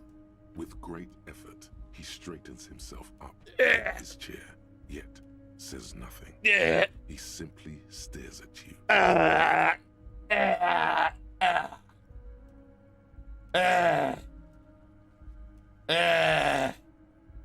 That's what I imagine him sound like. I can't wait to hear his voice. A typical power play. Wait for him to speak first. Show him you've got a backbone. Say nothing. Look him dead in the eye. The one good eye of this man Ah! you up without even flickering. The other, his lazy eye, is constantly moving like a goldfish in a tank. Grotesquely magnified by his +6 glasses. Oh, that's RPG. Amblyopia, a childhood condition. For a moment, you don't know where to look. It is unbearably humid in the trailer. Beads of sweat slide down the man's forehead. Keep staring. At first, nothing happens. His face wears a wide and self-satisfied smile. Every now and then, he smacks his big lips. Bah! Ah! Like a general over his maps, he plots his moves. Judging by the way he's licking his chops, it's going to be a good one. So... I called it. I knew it. He begins to speak, albeit very slowly, purposely leaving a pause after his opener. Mr. Dubois, Mr. Kitsuragi, how nice that you found a moment to pay a visit to the Debardairs Union. I'm Everard Clare, head of this little operation here. My name is Harry Dubois. Please, have a seat. He gestures to the tiny folding chair up opposite to his giant desk. Hell no. The folding chair looks like a torture device. Extremely uncomfortable. I think I'll stand. You go ahead, detective. The lieutenant nods at me, then the chair. Whatever he has in store for you, it can't be good, he thinks. I'll do my best. Forget about that. What's with this Dubois stuff? You're getting some seriously bad vibes from that name. Lieutenant wanted me to sit down. I'm gonna have a seat because I trust Kim. Excellent, Mr. Dubois. I can see that you're a reasonable man, and reasonable men can be of great use to one another. Remain serious. So tell me, how can the head of the Debardairs Union help a representative of the Revachol Citizens Militia today?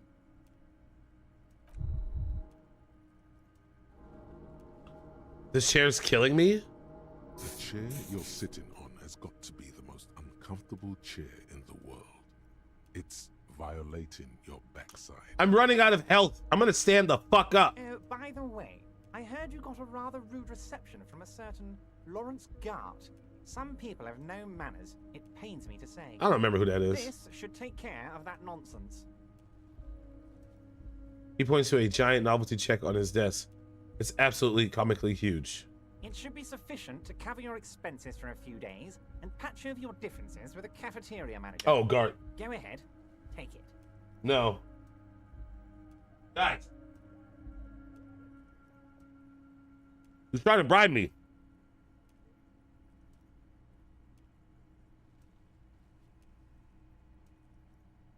He's trying to make me his bitch. Wow, that's 25 real. That's good money. You need it.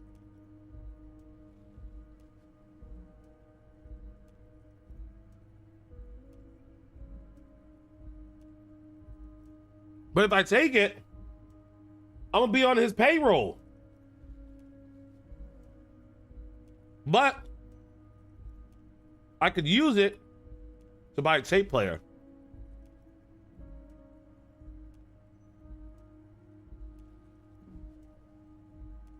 But then that would be considered bribery. Damn it. So like,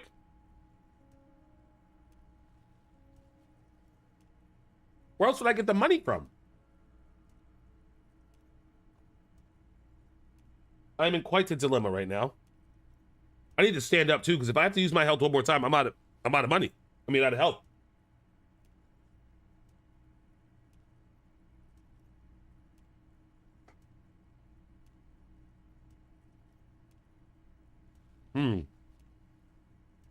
I should maybe use my next level up on endurance. Wait, you know Gart? I'm just gonna stall. Yes, I know Lawrence. He's a real character. No union man in him. A real piece of work, that boy is. With a grin, he points to the checker game. It's like you're on a game show. At least don't thank him for it. I think I'm gonna... Leo! What up, dog? How you doing, Leo? What you been up to, dog? We need a game together again. No, I made this chicken spicy as hell.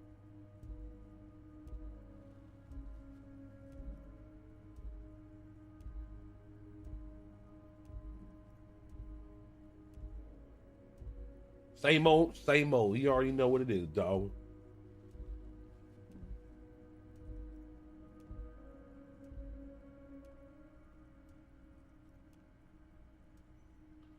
I'm gonna take the check, but I'm not gonna say anything. If Kim says fucking anything, I'm gonna be so mad. Is there anything you'd like to say to me? Or... No. No. That's cool. Cool? I wouldn't go that far. I'm sure there are cooler things than delivering a comically oversized novelty check to a cafeteria manager. But, sure, if that's what's cool nowadays. Now, I'd like to set your mind at ease about one other matter. Your lost gun. Let me assure you, Union people are on it as we speak. I've got my best hounds looking for that lost gun.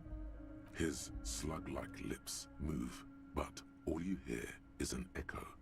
Lost gun, lost gun, lost gun. You still playing Rust, Leo? The world is swallowed by a black hole of fear.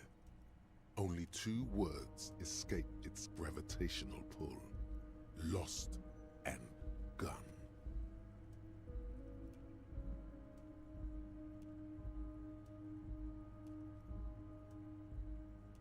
From Rust, hell yeah. No, I'm not worried. I got this. Are you all right, Harry? You say you got this, but you seem a little anxious to me. Don't be. Everything's going to be all right. I can't trust you. It's not like you left it loaded. You didn't lose a loaded gun. Local children aren't out there playing with it right now, pointing it into their own mouths. It's in a safe place. I just know it. I have a feeling everything's going to be all right. Motherfucker, you got it. It was loaded. There were 2 bullets in it. You always keep at least 2 barrels loaded. Uh-huh. Oh, can I do this? See? Fuck, shit, damn it. I didn't want to take that check. I should have stood up. I had a whole plan, and I doubted myself.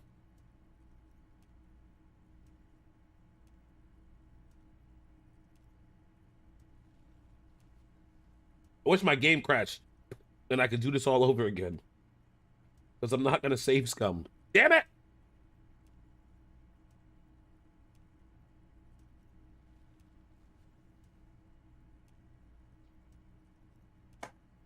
I'm tight. I'm tight. I'm tight. Why'd I take that dumbass check? Watch me get it though. Watch me get it though. Watch me get it though. Watch me get it though. Watch me get it though. You're sweating. Your knee is jerking. You're about to cry, aren't you? You're about to cry because you lost your gun and those children are gonna shoot themselves with it. Mm-hmm. Mm-hmm. So, I'd be crying. What's wrong with that? No, I'm not about to cry. Try to stay cool. Mr. Dubois, you don't look so good. I shouldn't have sat in that fucking chair. God damn it, this game be pissing me off in the best way. What is this, Mr. Dubois? He keeps repeating.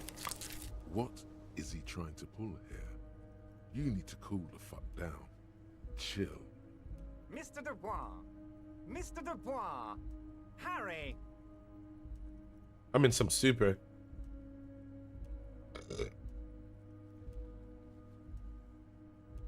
There are no Harrys. Let your mind go to your safe place. Keep sitting down the chair like a jello shot. Damn it! I don't want to be in this position.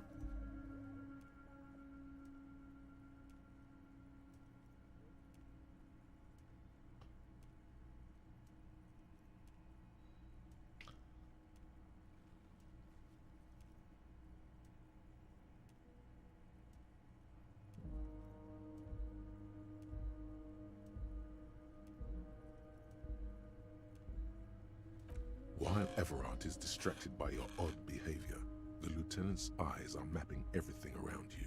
The folder, desk, papers on the wall. Mr. Dubois, are you okay? Can I get you a glass of water or something? Are you having some kind of medical emergency? Maybe you could use your hands somehow, in a kind of throw-in motion, like you're throwing that Mr. Dubois act right back at him.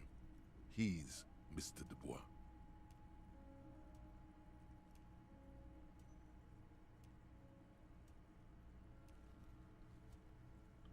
Nah, I'm as good as it gets. Mr. Dubois vaguely gesture with your hands above your head.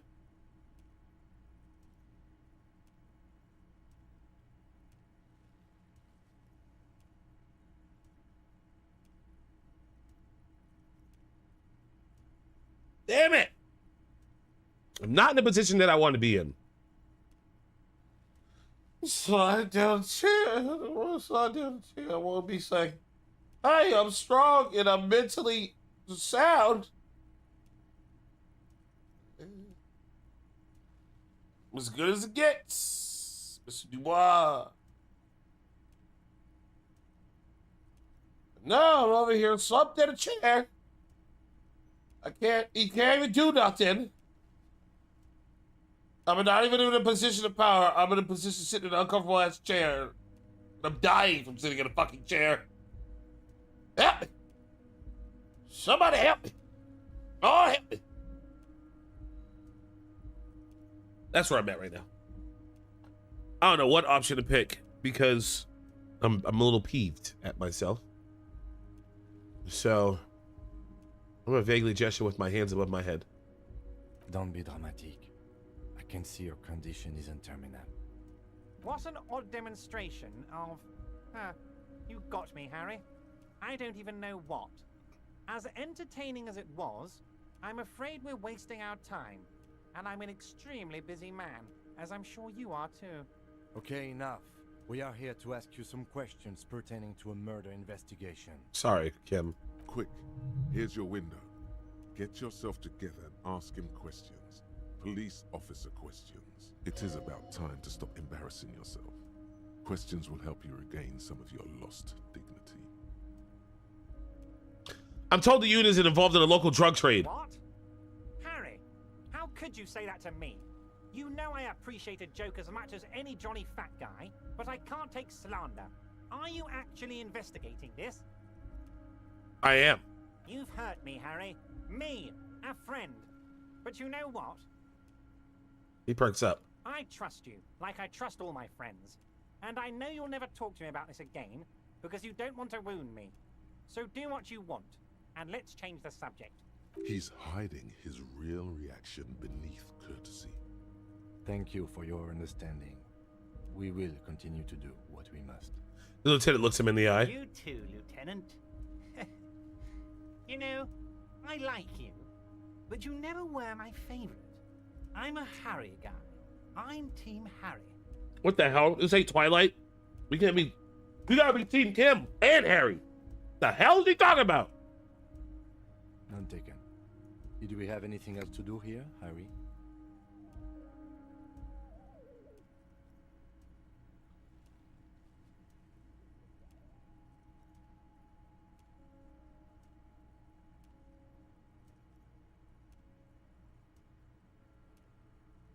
I've just finished investigating the local drug trade.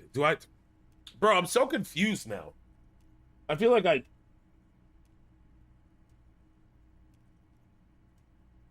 Oh, Cersei. I feel like I have no control over what's happening right now. I'm not sad or mad. I've lost all control. I just finished investigating the local drug trade. Ah, yes. Your side investigation. Thank you. You've got some spirit clearing up phony drug accusations alongside this murder. I'll talk to the mayor and see if I can get you the key to the city, Harry. Now let's talk real business. What is happening? Actually, Rivershell doesn't have a mayor. He refuses to discuss it further. It's probably just a small nuisance to him. Not even a speck of anger in his voice. That's that then.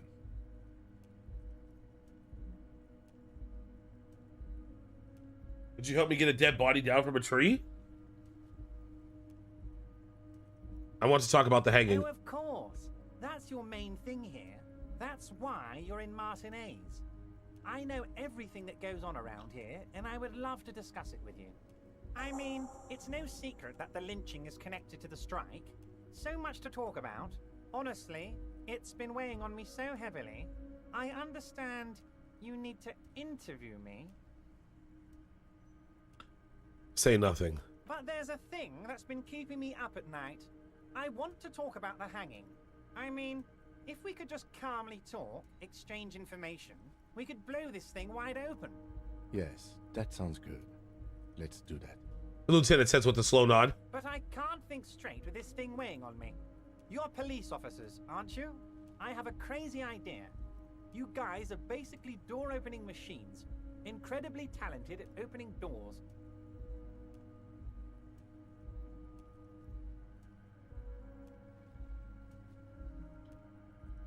I've opened a few doors in my life. And I'm sure you're going to open this one with flying colors, Harry.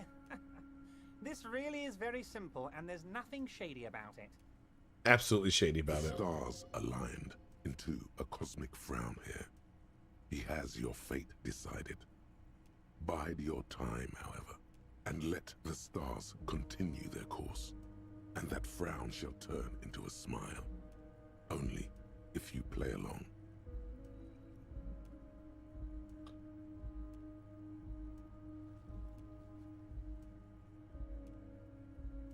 Whose door is it? Oh, no one's. It's just a weasel. A weasel lives there. Nothing for you to worry about.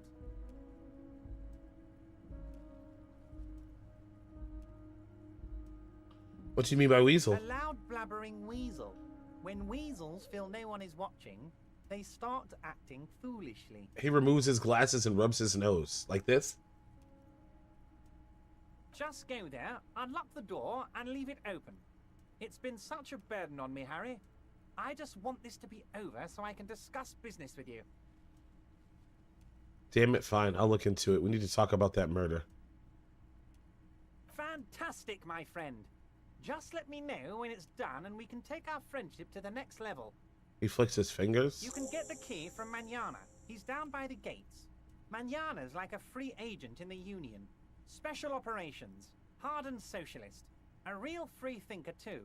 He'll tell you precisely where the door is. One last thing, Harry.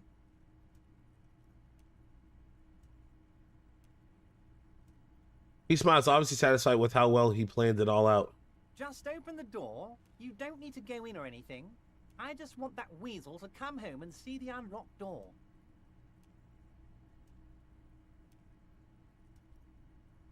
I met Joyce, the company representative. I am confused as frick. Oh, that's very nice. Well, not haven't gotten around confused. to her yet.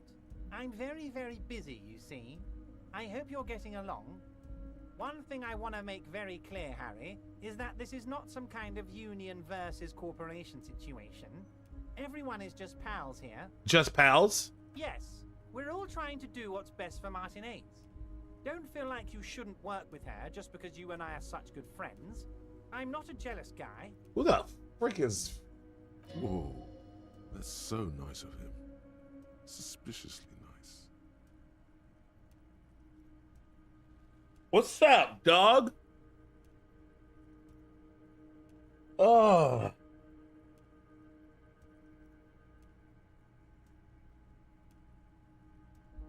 Why did I sit down? I know you're never supposed to sit down. Shouldn't have took the cheese. Because I trusted Kim, and Kim put me in this fucking position. Kim, are you trying to sabotage me?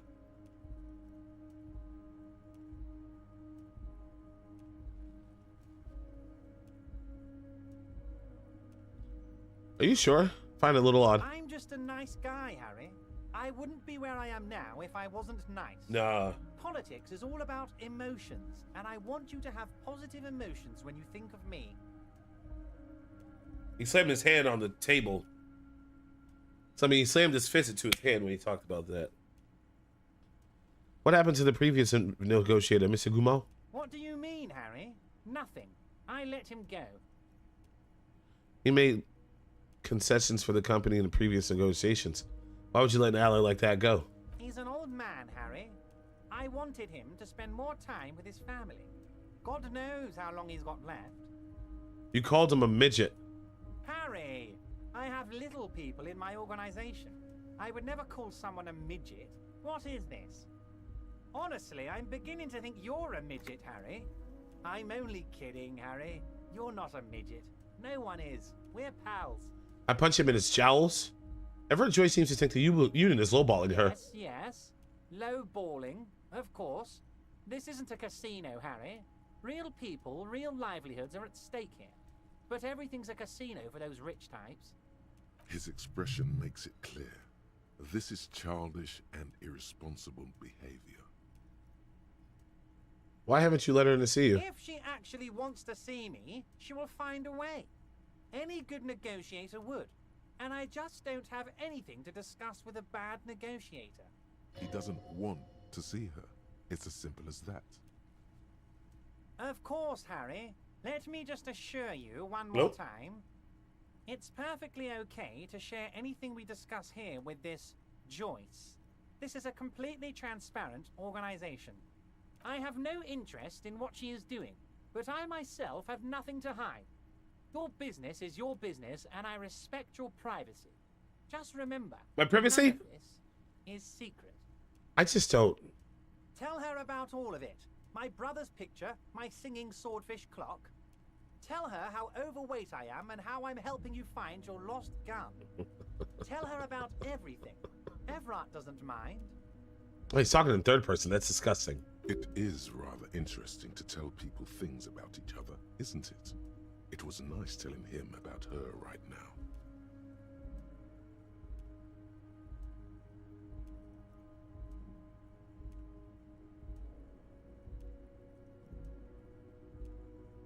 Call me Mr. Dubois. Why? We know that answer. Of course. Let us dispatch with the formalities. You call me Everett, I call you Harry. That's what the hanged corpse called you. Harry. Is this really my name? My God, so it's true. I didn't want to believe it, but you are a fantastic science fiction amnesiac cop, aren't you? What are the odds of that? Oh my God. I think the odds of that are very low. Yep. It might be a good idea to hide your confusion. I mean, see what his game is first. My memory's fine. I'm just testing you. So good to hear that, Harry. Apparently, my sources were wrong. However, if you did have a spot of memory trouble, I could help you out with my big fat folder. Words flow like a river of honey from his lips. Yeah. I guess word has already reached him. No matter. No harm done. That's fine. It's just a brown folder. You can't make out what's written on it. Yep. Are you trying to tell me you've gotten hold of some of our documents? The lieutenant inspects Everett over his spectacles. Mr. Kitsuragi, would you mind? Me and Harry are talking about his lost identity right now. Damn, what a piece of fat. Asking too many questions will make you look weak. You should maybe focus on the folder.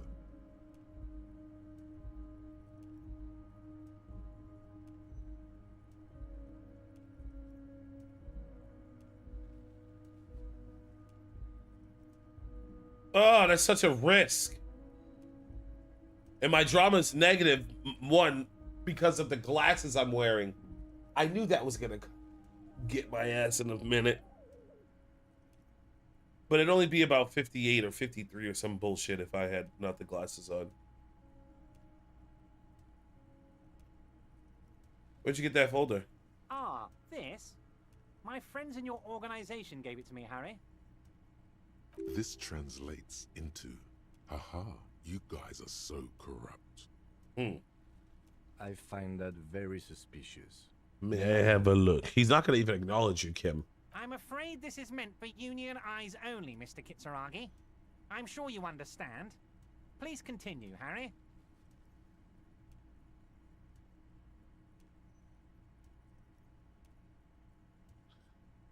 Give it to me, baby. As you look at the folder, Everard covers it with his hand and pets it. He's hiding it from you because it's not a real RCM folder. Yes. It's just another one of those brown folders you saw in the file cabinet. That's not an RCM folder. Okay, Harry, you got me. This is from the Census Bureau, not the RCM. Those Census Bureau people are absolutely corrupt. You should do something about them. He got the name from the Census Bureau, and everything else from your actions here in Martinez. Yes, Mr. Kitsuragi from the Census Bureau. Like I said, now I'm actually a very busy man, so is there anything else I can do for you, Harry? Huh. That means he doesn't really know anything about you. Word. A pity. The mystery of you will have to remain a mystery for the time being. So the Census Bureau says my name is Harry Dubois. Yes, that's what I said. Try to keep up, okay? Let's move on.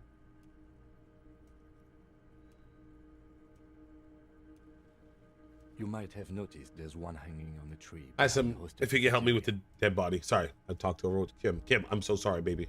I asked him about the dead body in the tree. Oh my. Don't take this question personally, but why would I get involved in this matter? Because you're fat. Mr. Clare, the man was hanged with a cargo belt. A steel-reinforced cargo belt. It's safe to assume the Union had something to do with the murder. Besides, getting the body down would benefit all of us. It's a stain on the neighborhood.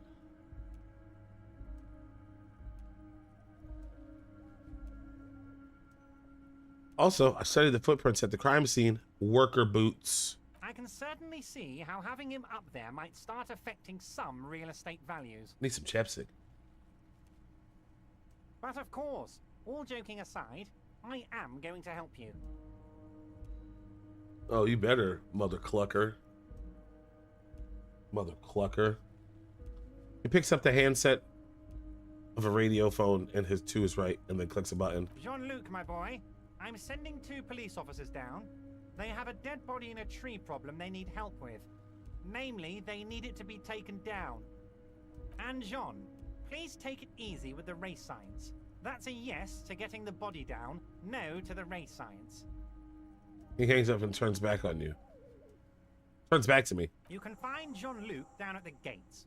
He's the big impressive one. You know, tattoos, muscles, ethnic looking. Can't miss him. Great guy. About my lost gun. Yes, your lost gun. My best men are on it. They're turning every stone, searching every playground, asking kids, grandmas, everyone. Don't share it, kids. Give me my gun. Give me my gun. Give me my gun. Your gun will be found, Harry. Let me assure you of Look at those lips. It's just a matter of time and effort. The only way to find it seems to be working with him. He might even be holding your gun. Nice. I kind of assumed that too. Like he probably already has it.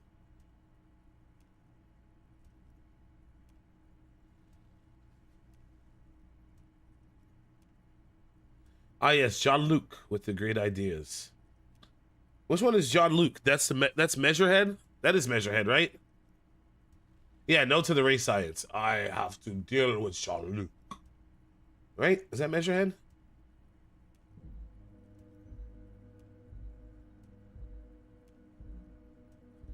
I'll not be blackmailed with this gun business. Harry, I was only trying to be tactful.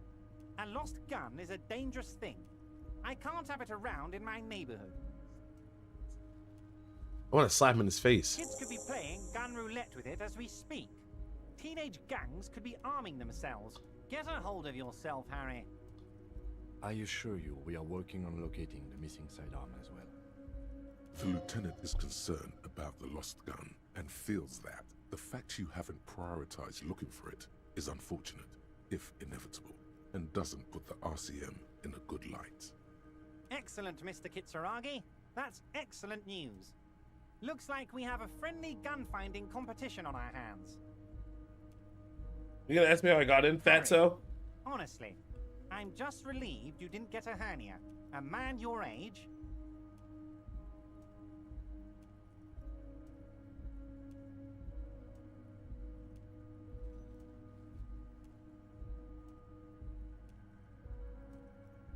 I didn't say anything. The big man peers at you over the rims of his glasses for a moment, then interlaces his fingers and rests his chin on his hands.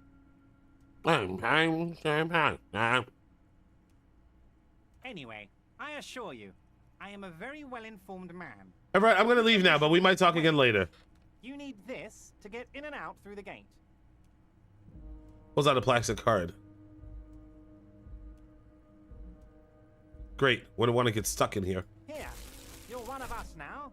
A real red and white Union man. Take care, Harry. Damn, I almost died sitting down.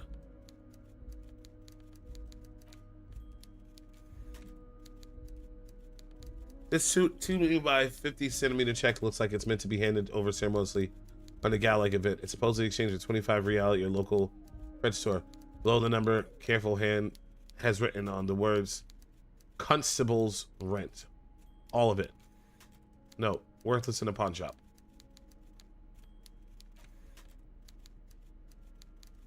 Les Jardins 21, a postcard offers a glimpse across the river. Man, more than a decade after the war, the Asian Bank is already fully renovated. The hillsides are lush with gardens and residencies. Someone's parked a small beige airship by the fountain. This postcard will sell for a pretty penny. 34 pretty pennies, that is. Let's interact with this book. The leading intellectual organ of Martinese communism offers a radical Mazovian perspective on a range of contemporary issues. The cover features a stylized portrait of the late King Faisal with a pair of white antlers growing out of his head. The front of this quarterly journal features a large satirical portrait of the late King Faisal. From the sides of his head, a pair of white antlers spread to the corners of the cover. Why Faisal? Because Faisal was incompetent, foolish, and cruel. In short, the embodiment of everything the communards wished to overthrow. It's satire, you see. Look at the page, see what catches your eye. To your disappointment, there aren't any full-color pictures to direct your attention. Just column after column of closely set text, interrupted occasionally by little doodles in black and white. After rifling the pages with your thumb several times, you return to the table of contents. The magazine is divided into several sections: international developments, Kunst und Kultur, and local concerns. Just inside the cover, there's also an editor's note. I'm gonna put the magazine away. We don't have time for that right now. Okay.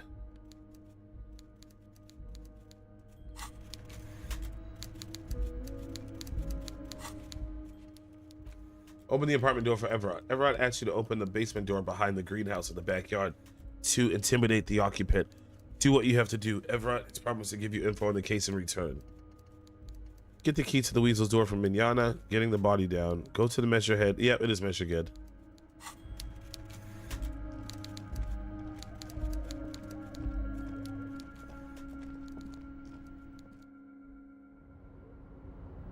Rat traps, dude.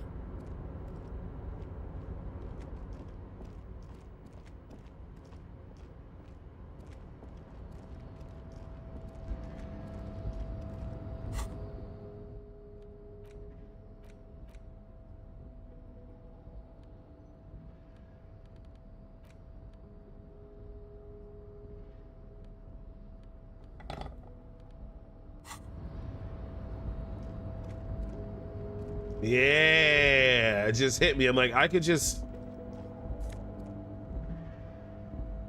Ultra Series gloves.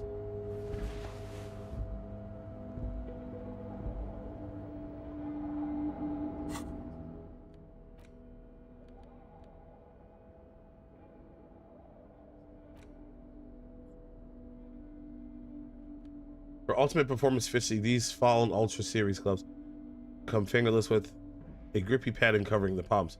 I think these ideal for quadrupedal movement or for lifting cargo. I look badass.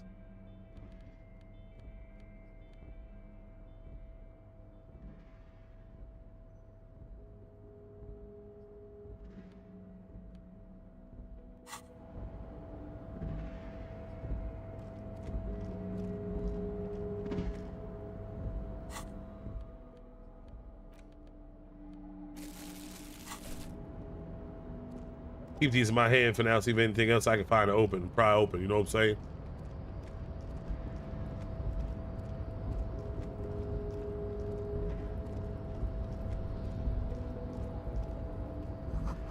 Because it means Whale Fjord in Arden. A composite eye of halogen lights watches you, emitting a low buzz.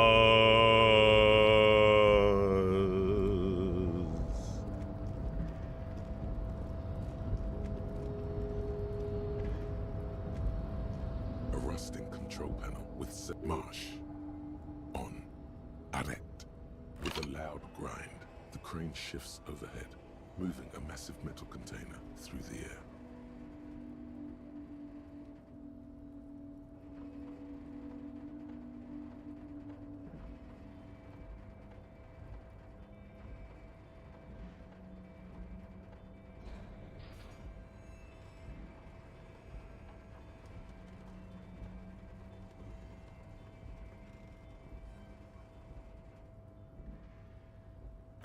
With a surprisingly quiet thunk, the crane places the container down.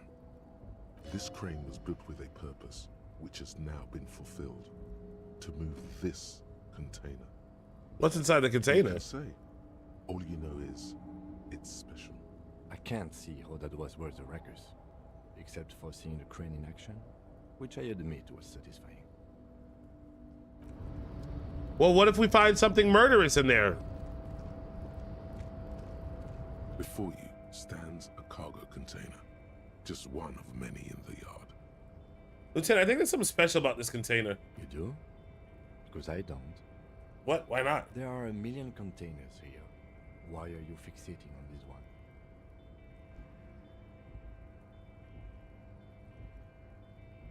Inspect the container. Maybe there's contraband in there. There may very well be, but we are not here to look for that. We are not here to interact with containers. We are here to talk to the Union, right? Shut up, Kim. You attempt to turn the handle, to no avail. To your left, the lieutenant considers your actions with some puzzlement. Knock on it. No reply. The knock produces a hollow ring of metal. Doesn't sound like there's anything inside the container. Eradicate thorough been in the world for 2 days. Money is all about trust. All right. Whatever. Oh, I'm sweating. I gotta get this sweater off.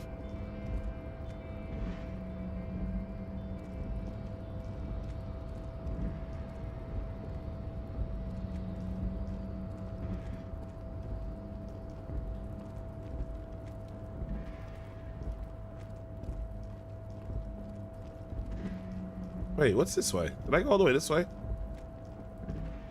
Oh yeah, that's just the lookout.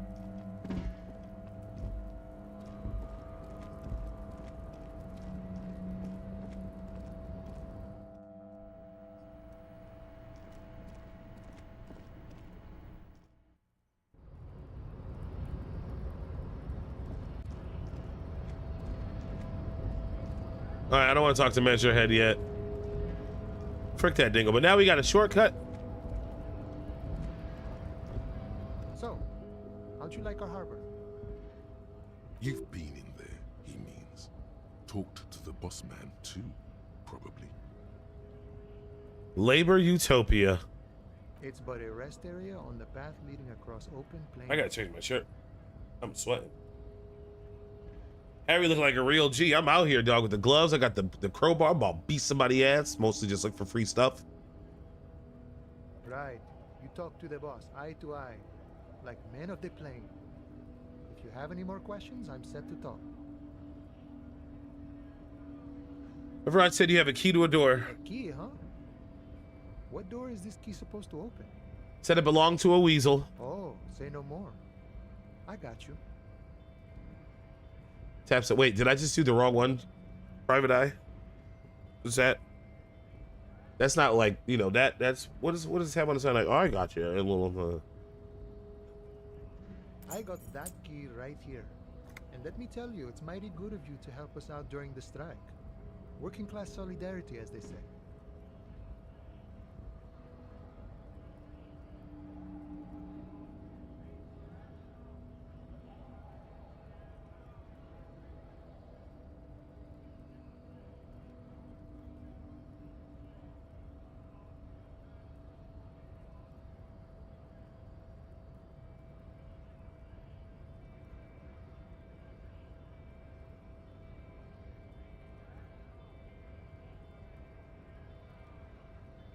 Got that key right here. Let me tell you, it's mighty good of you to help us during the strike. Working class solidarity, as they say. I'm not really doing this for political Oh, reasons. so the none of the above type, are you? I get it. I get it. I like to keep my distance too. But it doesn't matter. It's a good thing you're doing. He's been listening to many podcasts. Hold on. I gotta change my shirt. I gotta take the sweater off. I'm dying.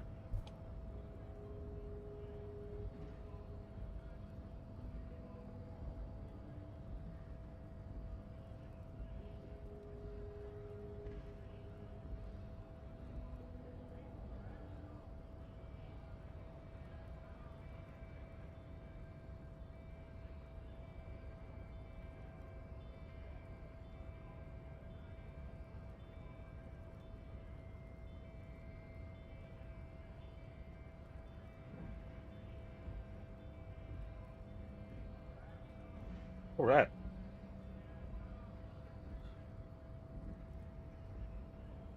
What you're looking for is a basement door behind the greenhouse. That's behind the wailing in rags. That's all I know. Our organization is what you call compartmentalized. Means we keep out of each other's business. Okay, but where did you get the key from? The janitor gave it to me. Nice fella. We talked about life and things that really, truly matter. This game's wanders off into the distance. What janitor? None of this mess we're in. This jiving and juggling. What's it for? To feed our children, I guess. Who's the janitor? Anything else I should know about this task? The weasel person. Will he when he'll be home? I'm more of a philosophical dock worker. I like to talk about the big picture stuff. Who I am, who you are, what we are fighting for. That man takes a big sip from his flask. He means he's not going to tell you because he doesn't know. But he will shoot his mouth off with you now that you're working for Everard. Who he is and what they're fighting for. This is interesting.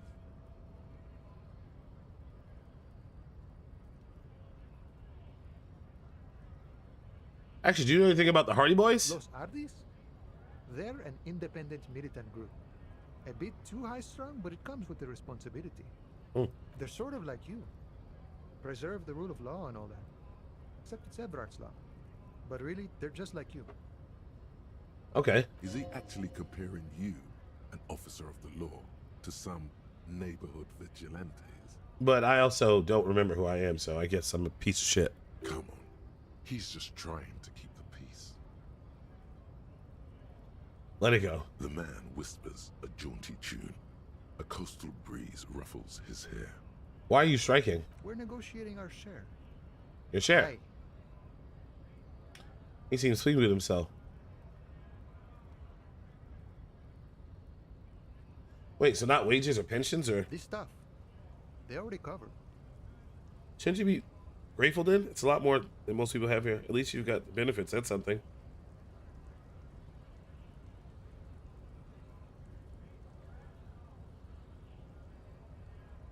Never grateful. Were we ever grateful, we'd have nothing. You fight for every piece. How large a share would you like? All of it. However, right now we want all the harbor workers to be on the company's board, so they could take part in the decision-making process. Continue. This seditious talk sounds like communism. Just so we're on the same page, communism is basically wanting to kill the rich people or deporting them to a labor camp in southeast Grad. But don't say that out loud if you're a communist.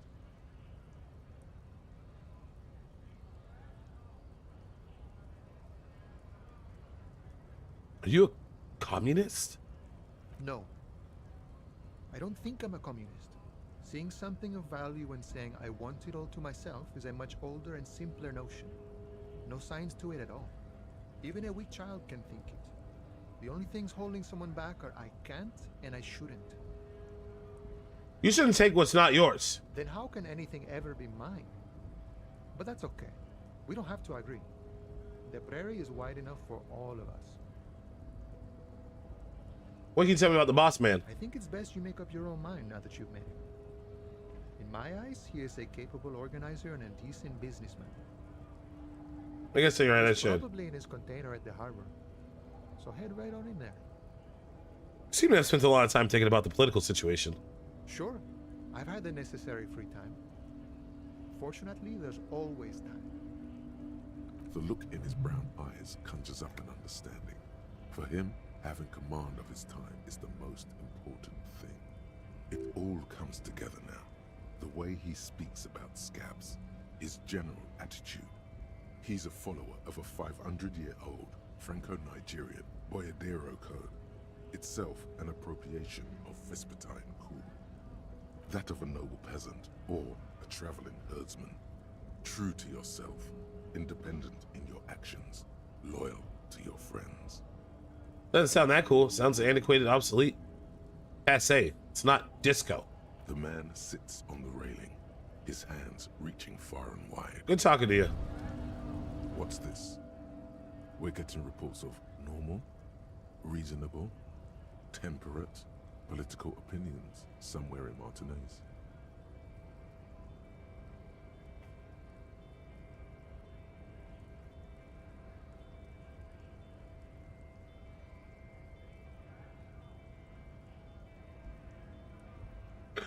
This is because I keep saying none of the above to political stuff, isn't it? It's also about that, but it's also more. Perhaps it's the hangover. Perhaps it's a temporary surge of serotonin, but something tells you it's time to become a citizen of the Kingdom of Conscience.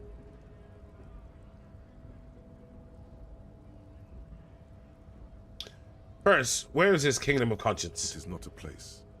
It is a moment in time that can only arise in the right circumstances. In all of human history, it's only been achieved a handful of times. How do you bring about these circumstances? Incrementally. History's greatest catastrophes have been brought about by people trying to make the world a better place. Too quickly. Okay. That's the genius of Dolores Day. She recognized that progress is meaningless if its gains are lost because of instability. Real, lasting change can only come about gradually, increment by increment. This sounds mega boring. Help me out? No. Okay, but what's the Kingdom of Consciousness actually like? The kingdom is difficult to comprehend and even more difficult to describe. Partly because humanity will need to discard many of the categories that define and limit it today.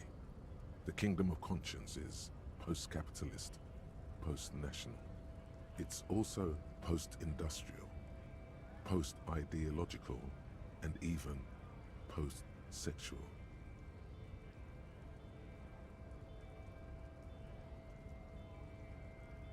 Sounds incredible. I'll unsee. Let's go there right now. I'm just gonna opt in. Slow down, Mr. Reasonable. Did you miss the part about compromising and taking things slow? All right, let's get there eventually. That's right. Remember, real democracy is just around the corner for Revachol.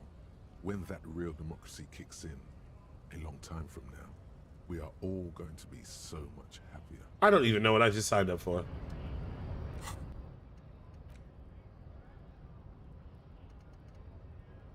Kingdom of Conscience. That's a cool image. -2 half-light, calm water, research time. Heartache is powerful, but democracy is subtle. Incrementally, you'll begin to notice a change in the weather. When it snows, the flakes are softer when they stick to your worry-worn forehead. When it rains, the rain is warmer. Democracy is coming to the administrative region. The ideas of DeLorean humanism are reinstating themselves. How can they not? These are the ideas of coalition and the Moralist International. These guys are signal blue. They're not only good, they're also powerful. What will it be like once their nuanced plan has been realized? I have no idea. What the hell?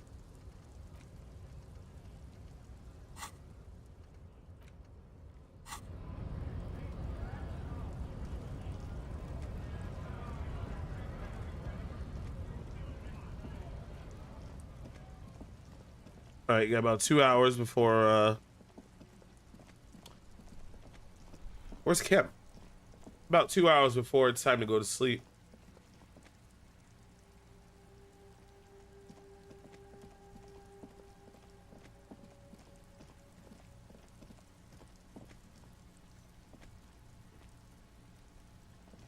Oh my god, I gotta go all the way around, don't I?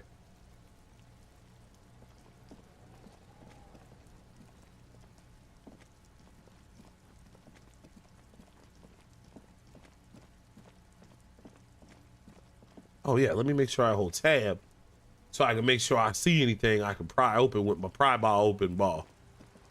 My pry open bar up over the bar.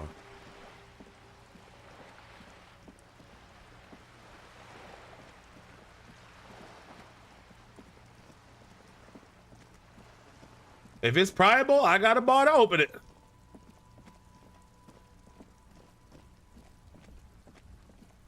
This must be it. The basement door is weather-worn. The copper nails holding the upholstery in place have turned green from sea air, and there's a knocker shaped like a lion's head.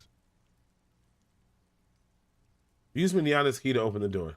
You try to be as silent as you can. It takes a bit of rattling of the handle to loosen the bolt. Finally, the door unlocks with a small clack. Thoughts race through your head. Well, buddy, you opened it. No need to go inside. It would be rude. Only curiosity could account for stepping over that threshold. Maybe there's treasure in there. A white alligator. A fountain of quicksilver. But like, that's what I'd be thinking. Like, yo, what if there's a white alligator in there? What if I wouldn't find some treasure? No one damn well ain't no damn treasure in there.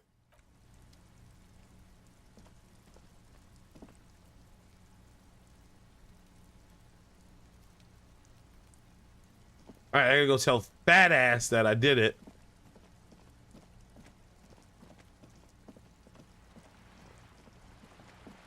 Old Tubbo Lard. Actually, you know what? Why don't we take a... Why don't we pause right here? And I can take a 5-minute. And then we can come right back and play more video games. Guys, go get a sack and come right back. I'll be right back.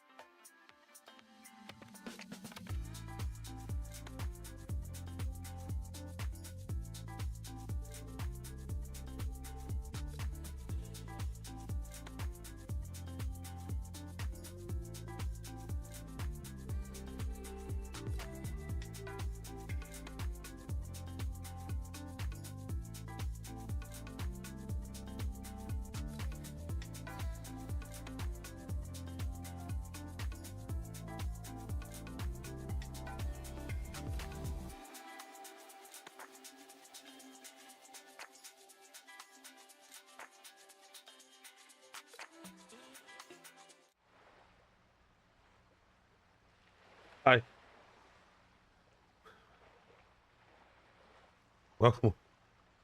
Welcome back.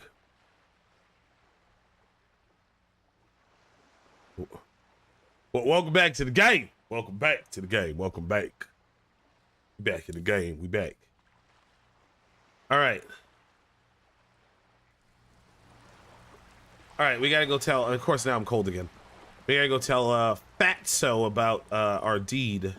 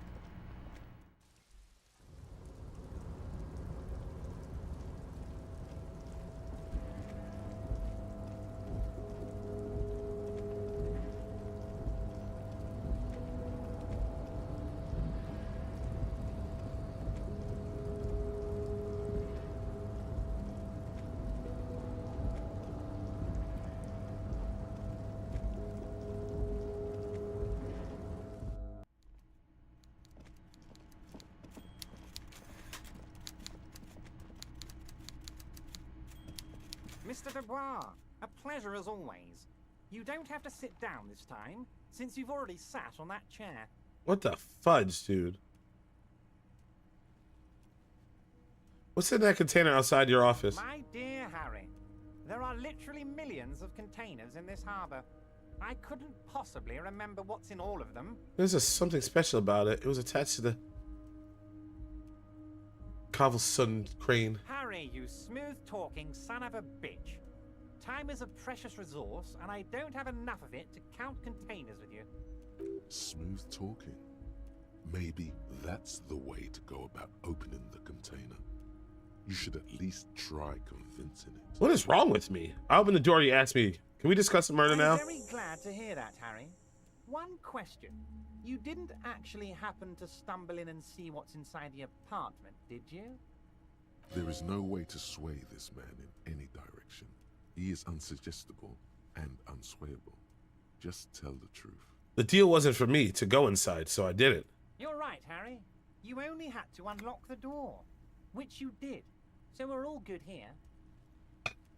And I went inside, it might have affected Now let's get down to brass tacks. the It's time stuff. for men like me and you to figure out who's killed who and why. Real police work is gonna start happening now.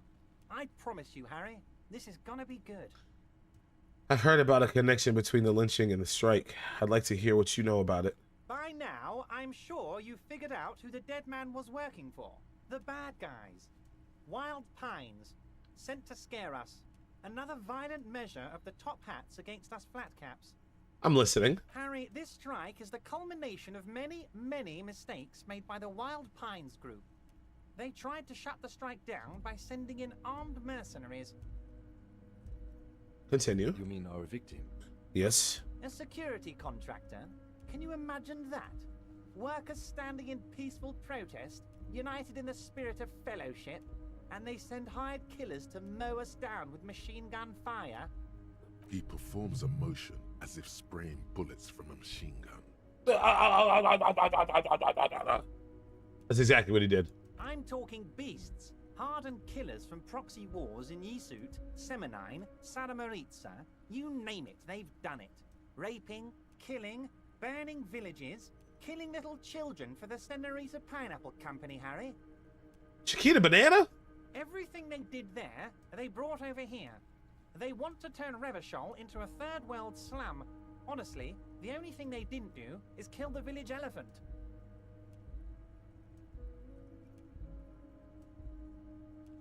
Hold on, you have a village elephant? No, Harry, the elephant is metaphorical, and so is the village. But the mercs and their brutality are very real. Go on. Now, I haven't personally witnessed the brutalities out there. I have the luxury of staying in my container, you see. If I need to go somewhere, they just move my container. Oh, he's so fat. Wait, they moved the container? Yes, I'm an old man, Harry. My legs aren't what they used to be. They lift my office with that big crane. It's actually very fun. You should try it. That's how we're gonna murder him. But enough about me and my fun container. The killers the company hired, I think there were 3 of them, all hardened commando types. One of them got downright suicidal, getting drunk, violent, a little rapey. Jeez. Even their own negotiator couldn't control him. That's your boy, the one who likes hanging out and trees. That's morbid. By negotiator, you mean Joyce? Harry, what you need to realize is... Oh my God. these dock workers are not pushovers. He's not. Don't you ignore my boy Kim like that, even though he made me sit down in that fuck chair and almost made me die. We got grit, Harry. This whole neighborhood does. Push us hard enough and we push back. And when we do, we push to kill.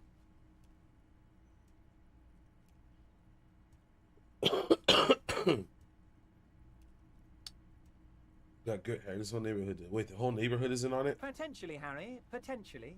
We got arm wrestling champions, rowing club people, ex-coal miners, tough guys, all ready to spring into action for their home base. Who exactly did the pushing? There's a militant wing inside the Union. A group of people whose duties don't involve manual labor, but peacekeeping in the neighborhood, making sure everything runs smoothly. The Hardy Boys. That sounds a bit like organized crime. It is. They're like you guys. Idealistic people who want to make sure bad things don't happen. And if they already have, well, punishment must follow. Again, that sounds like organized crime. It sure is. So these idealists killed our victim? One day Titus Hardy, leader of this peacekeeping faction, comes up to me and says, "Boss, socialist democratic fervor drove us to take it upon ourselves to kill this beast that was burdening the land." He probably worded it differently, but that was the idea. Sure sounded to me like they killed him.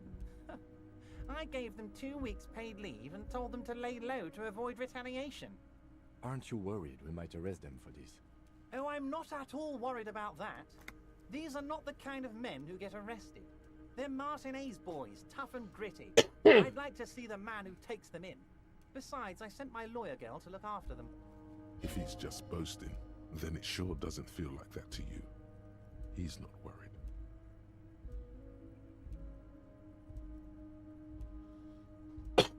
How do you know the mercenaries were hired by the shipping company? How do I know? Let me tell you about these people. That's their MO. It's what they do. Their modus operandum. Last winter, some poor workers in Terminal E went on a little strike. The company sent in Sediment, a security contractor. The strike was over the workers' right to wear protective footwear, Harry. These guys turn up and start beating people. Tell you what, Harry, I wouldn't be surprised if we got the same mercenary company after a little rebranding. And I'm sure as hell not surprised to see an army of scabs under my gates. So you believe the scabs were organized by the security contractor? You said it. Hell, one of those guys looks big enough to take down that proverbial elephant. Boys like that don't just happen to show up during strikes.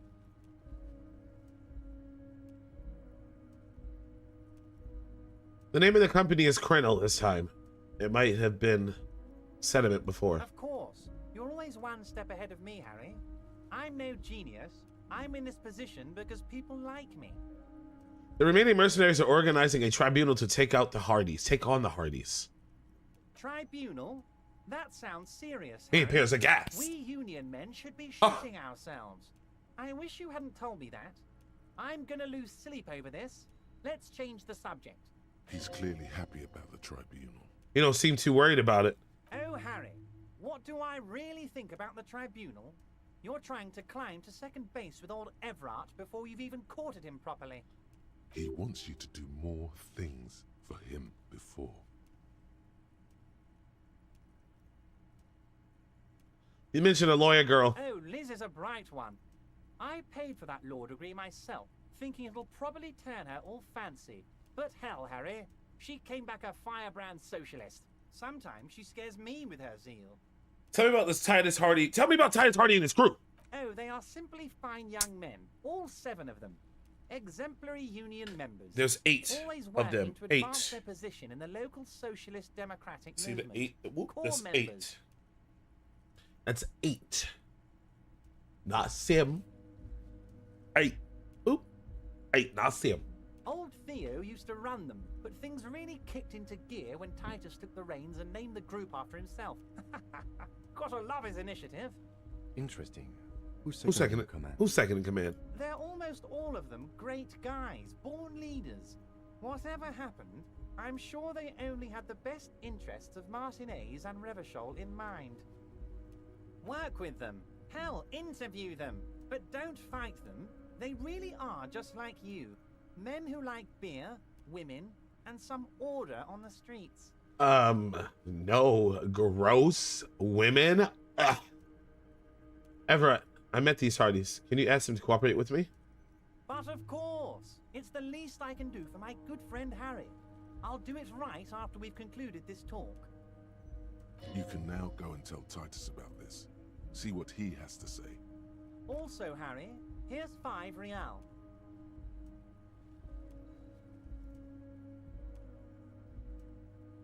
Wait, why are you giving it to me? I'm not giving you anything.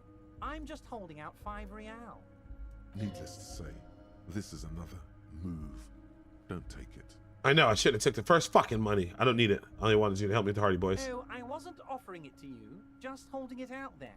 But I'm willing to share information. Was there anything else?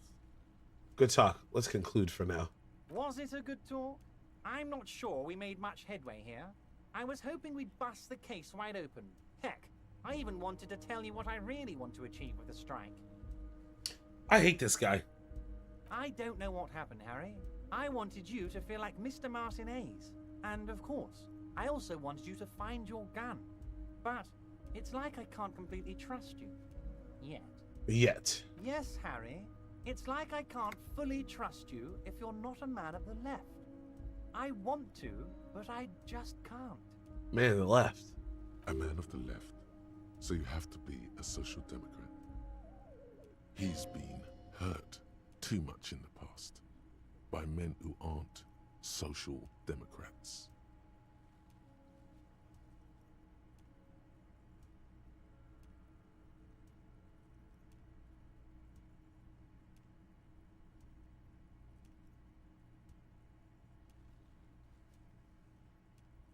Okay. This guy is like a boss. Like, it's like a boss fight. Talking to this. Talking to this man. It's just,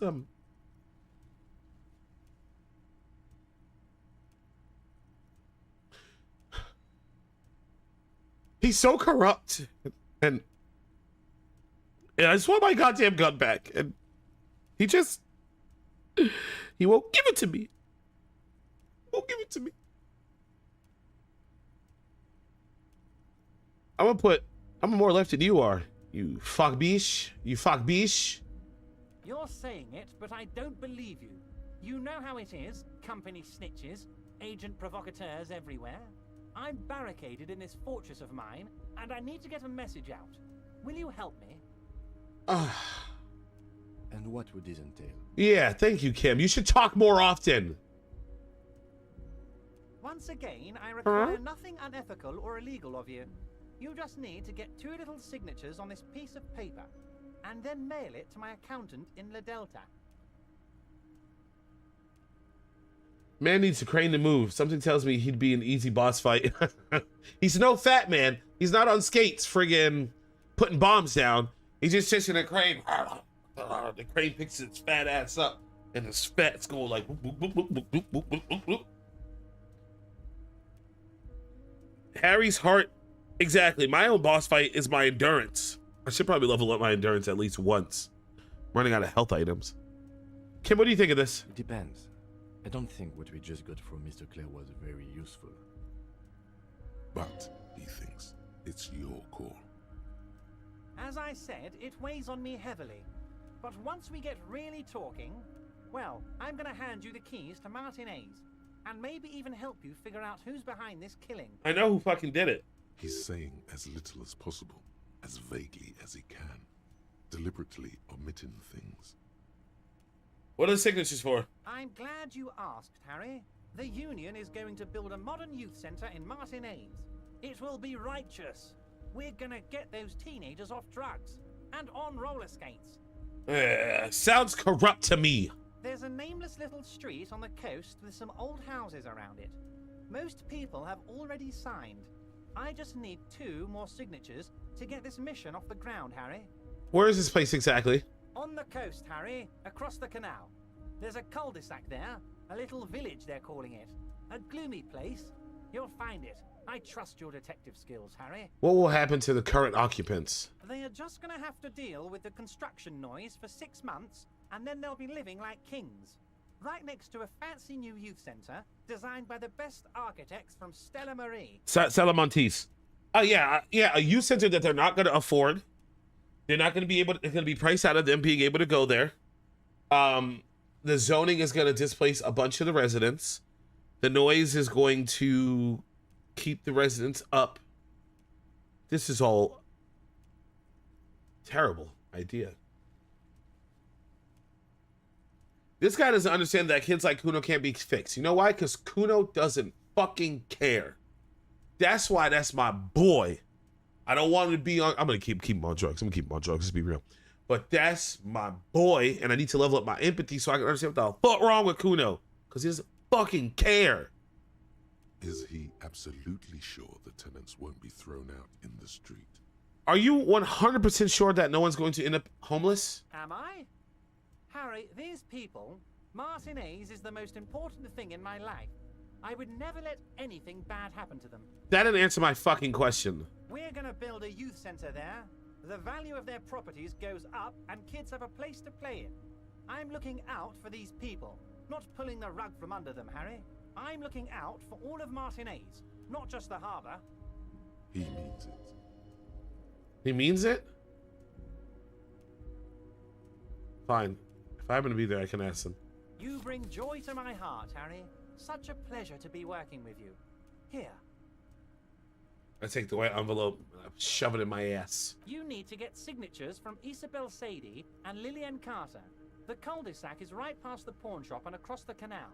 I hear there is some trouble with the water lock, but they should fix it by Wednesday morning. Oh, that's when I wake up. That's in like 1 more sleeps. Once you have the signatures, mail this to 13022 La Rocca in La Delta. Then I'll know you're a solid socialist.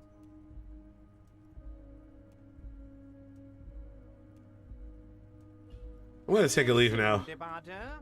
Just kidding, but not too much.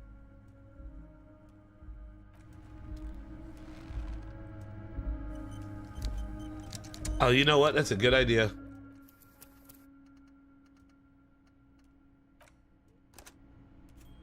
Wow. I've just become a puppet.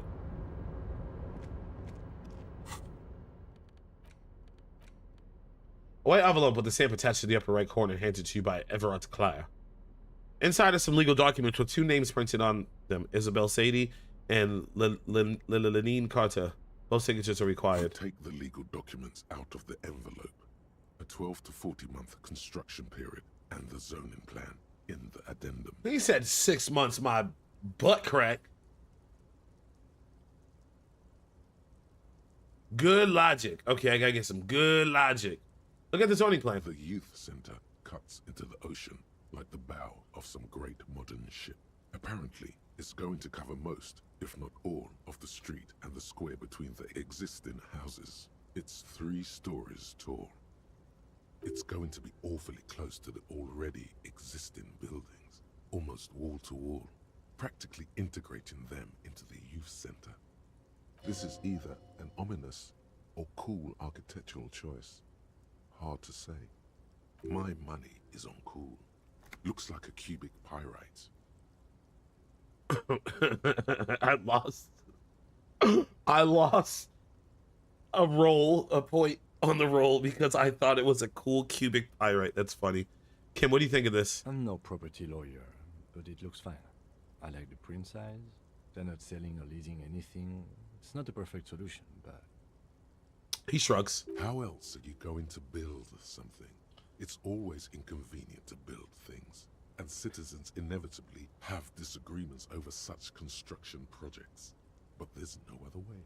Try to find a loophole in the deal. 72%. Let's get that green, baby. There is Fuck no yes. loophole.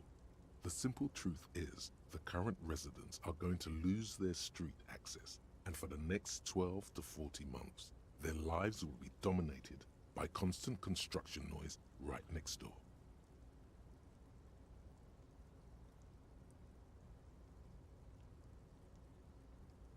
Wait, what are the ramifications of this?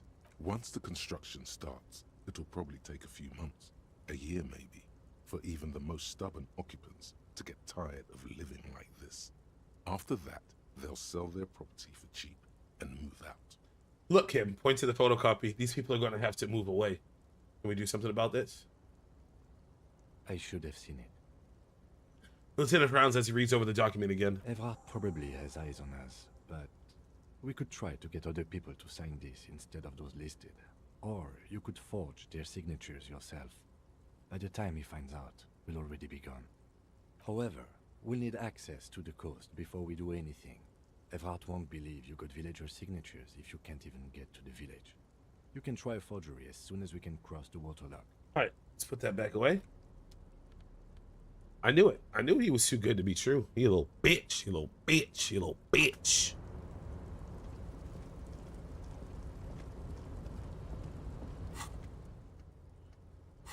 Alright, so we can go talk to Titus. We can talk to... Are we ready to take the body down? I don't need the boots. I can't even fucking wear them because then Kim will see me with the boots and go, "You are truly disgusting for wearing the boots of a dead man. I do not want to work with you anymore. But we have a shower for my family and honor and for the 51st Police Department. I am leaving. Goodbye." I'm like, hey, come on, man. Kim, come on, man. Kim, come on, man. It was just one little dead body. Come on. It was one dead body. Come on. It was one dead body. Come on. All right, let's talk to the hardy fuckheads.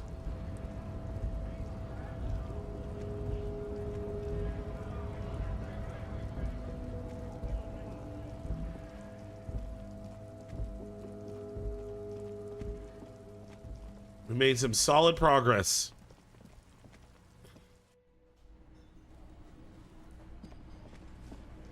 Hey, Dick Nose. You again.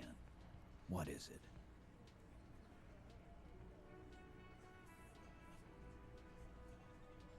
We've ever talked. He proposed. Me and Everett talked.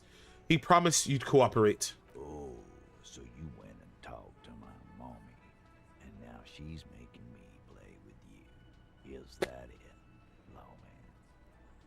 And what's gonna happen if we don't? You're gonna go and tell on us?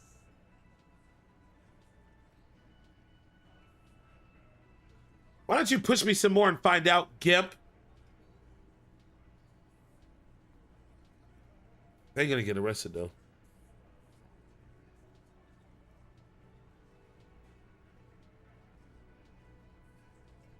Yeah, I'm going for it. You gonna let him talk to me like that, Titus? He turns his eyes full of hurt to the big man. Let's see. Yeah, I guess I am, you big pussy. The old man sent word you'd be around again. That's the reason I'm being so forthcoming with you. Don't wear it out. But having Evrard back you up like that did seem to have some effect. It would take an army to bend Titus to his will, but having Everett back you up. I don't know why he didn't say that words in the beginning. A few more things about the tape before I go listen to it. Yeah? What about it? Where'd you get it? You think we go into this shit deaf and dumb?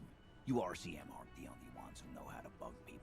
There's no university degree for that. So you bugged them, how? We have machines. We're in logistics. How do you think a harbor works? It's advanced stuff. Understood? You've listened in on their communications. How long? He takes a little note. Since way before their chief started taking swing lessons. Things got nice and quiet after that. Which one of you is doing the advanced radio work then? It's not advanced.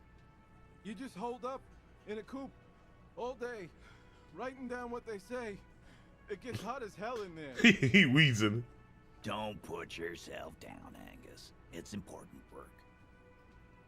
He picks his beer back up to offer a silent toast. Yeah, man. You're like a radio genius or something. Those notes are some in-depth stuff. Indexes and shit. What's on the tape? What's on it? We call it the door gun a mega mix. You'll know why. Won't you listen to it? I'll go listen to the tape. You do that, Lao man. Again, just get the dead guy's autograph. Good one, Titus. About fucking. All right, I'm done talking to you. Let's go get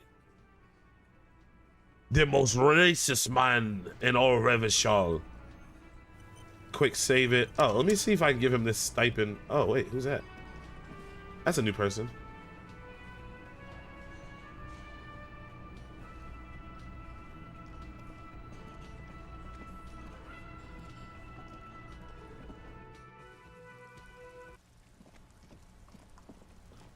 And I'll figure out what I'm gonna level. I should level up my endurance, but I also want to level up my empathy. No, yeah, empathy. I think. Try and talk to Kuno again, because Kuno doesn't fucking care.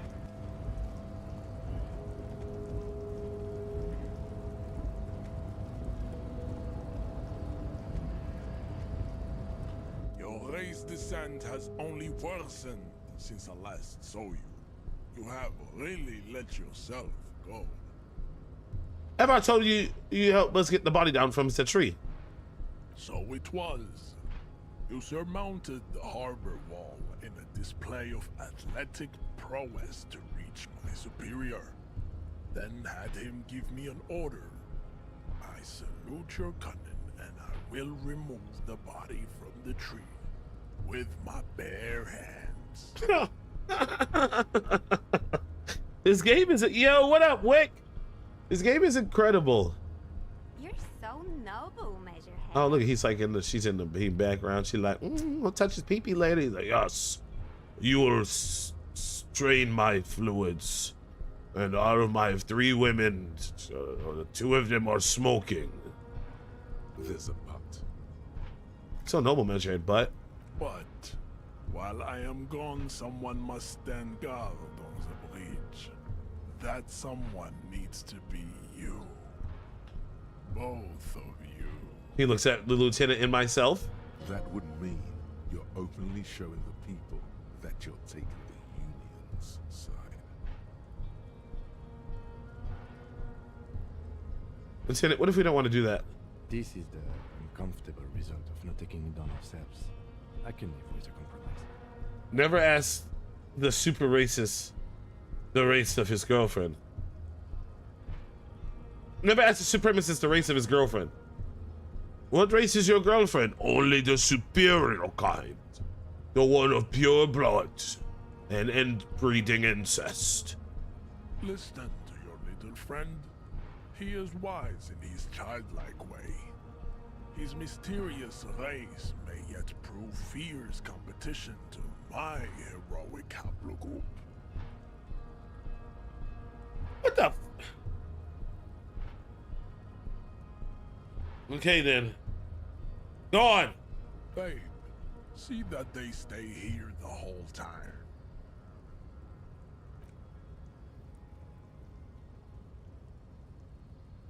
I got a bag of fucking bottles and a crowbar in my hand.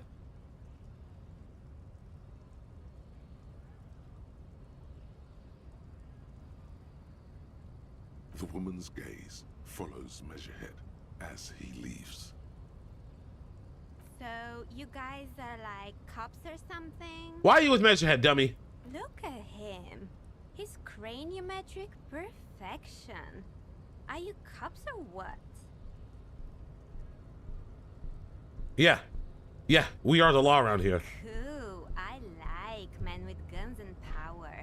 I'm Katya, by the way. Oh, I don't want to talk to you, girl. You're gonna squeeze my brains out. You hear that? That sound. He's breaking something. Dunlock must be really tearing it up over there. I wish I could see it. I also wish I could see it. I don't. I've seen enough of that dead body already. Look at you! RCM rent-a-cops! Guarding that bridge like Evrod's lapdogs! Is this where it's at now? The RCM is for sale! Shut up, you big fucking dummy! Spoken by a mercenary pretending to be a worker.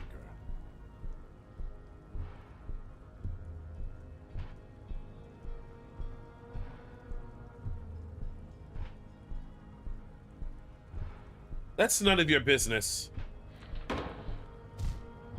Oh, there's the thought of the body. A shrill laughter interrupts you, echoing across Martinez. It's Kuno. Then, the man turns to look behind him at the behemoth appearing around the corner, approaching him, walking past him.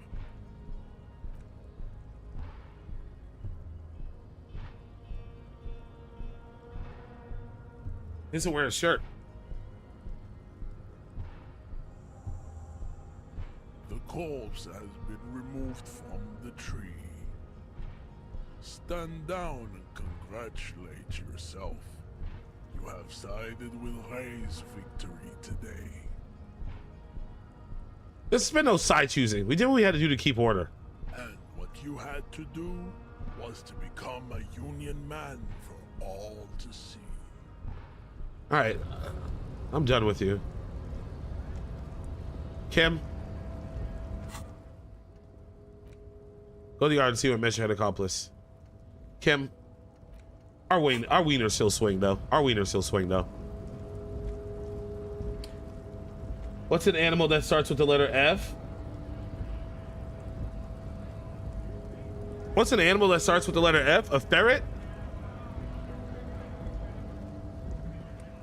A fox? Not a pheasant, because that's PH. What's an animal that starts with the letter F? Fried chicken?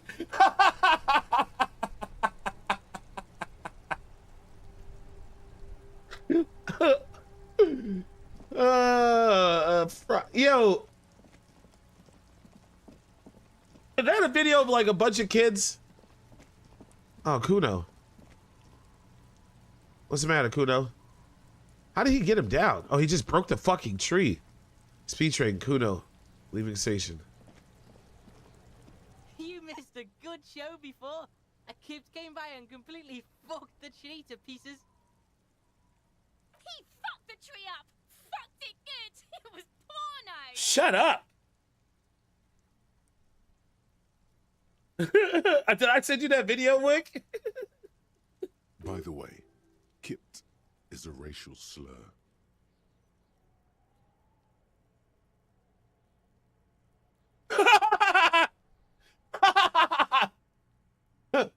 Total retards use language like that. Congratulations, Kuno. You just made yourself a retard.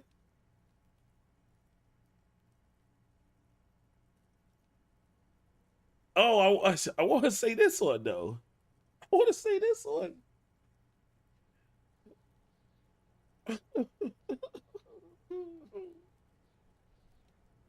Oh my god. Oh yeah, kids. On approval, but don't you mean Desert Kipt? I wish I could have been here to see it now. Now I have some questions. Yeah, I'm gonna say it to him. Yeah, that's what I thought, Kuno. Stop choking, Kuno! The faggot has got you in a chokehold! Speak your truth. Kuno's not fucking choking. He grabs his throat like he's choking.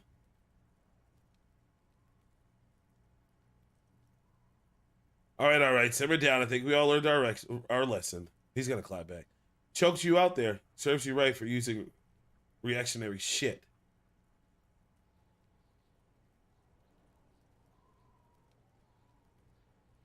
Yeah, but see, oh, bam! I'm sour, then I'm sweet. Now we gonna bring it. We gonna bring it back. He's gonna call me a pisshead anyways. Kuno's back to full power now. He doesn't give a shit about kips and retards. Let's talk normal shit. Told you. Fuck did you want anyway? You got your fuck back down? Oh, now you want a normal conversation, huh? Yes, yes. Kuno wants a normal conversation. Ask normal shit, please. Okay, I'm off. Kuno doesn't fucking care. Sit. It's my boy. That's my boy.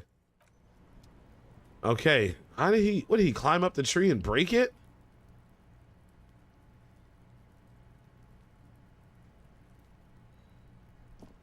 Oh, we gotta go see homeboy. The corpse lies on the ground among the remains of an absolutely demolished pinewood branch.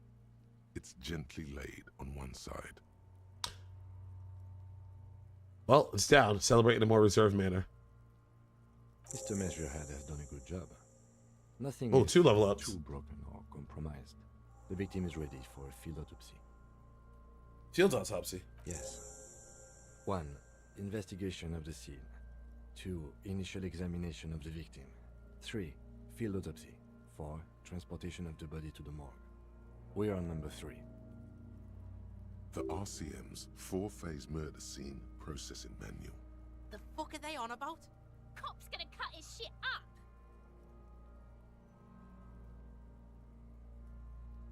Don't we have someone else for this? A doctor? Don't we have someone else who cut his shit open? Got it. The lieutenant adjusts his glasses and takes a deep breath.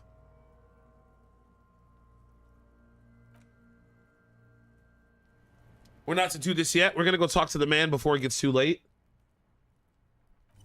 They won't come back.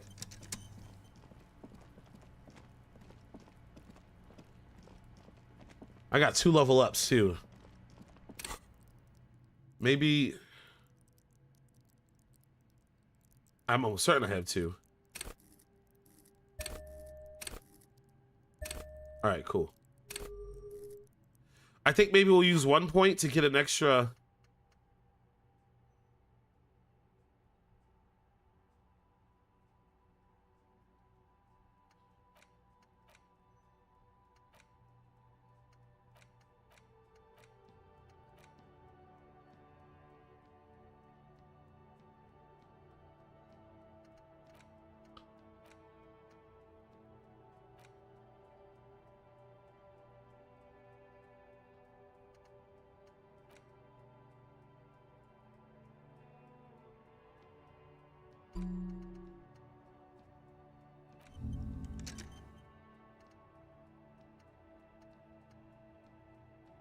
Does it matter where I put it?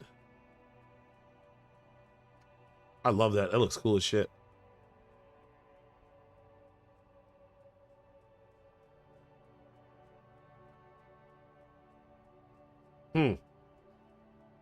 My half-light is at, what, 0 now?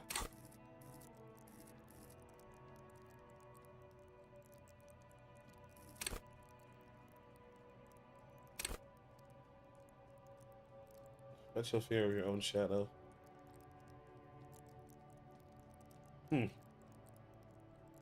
Survival instinct is lacking in your methods. Limpers said those who respect violence will not respect you. That's fine. And then I think we save the skill point for...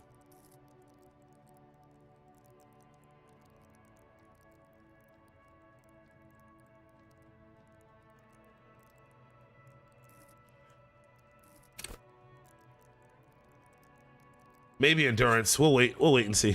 All right, let's go. Let's go talk to the smoker.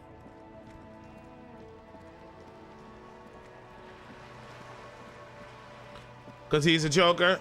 He's a smoker. It's a midnight toker.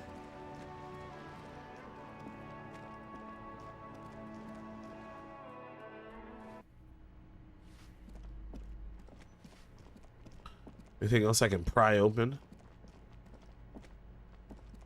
They call me Pry Bar. Mirroring glow of light pollution rises from the east. Curtain shifts just a little. Someone is watching from within. Hey, what's up, sexy? Oh, more shit to open. 75.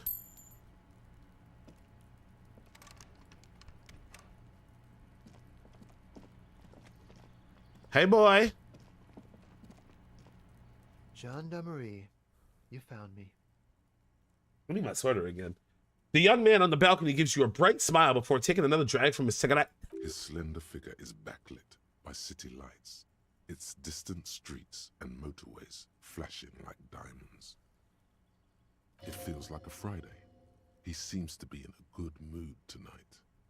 Yes, the cleaning lady let us in. Beautiful. He replies, smiling. As he looks at you, something sparkles in his eyes. You try to hit this? So tell me. Try to hit this? Are you here to make things right again? I'm not going to make things just right. I'm going to make them spectacular.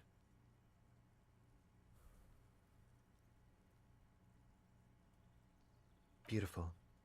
He says again. A nearby street lamp casts a shadow on his chin, drawing out the slender cheekbones. I have some good news for you. My Sunday friend is visiting me tonight. I told him about you and he'd like to say hello. Step in. He's already waiting.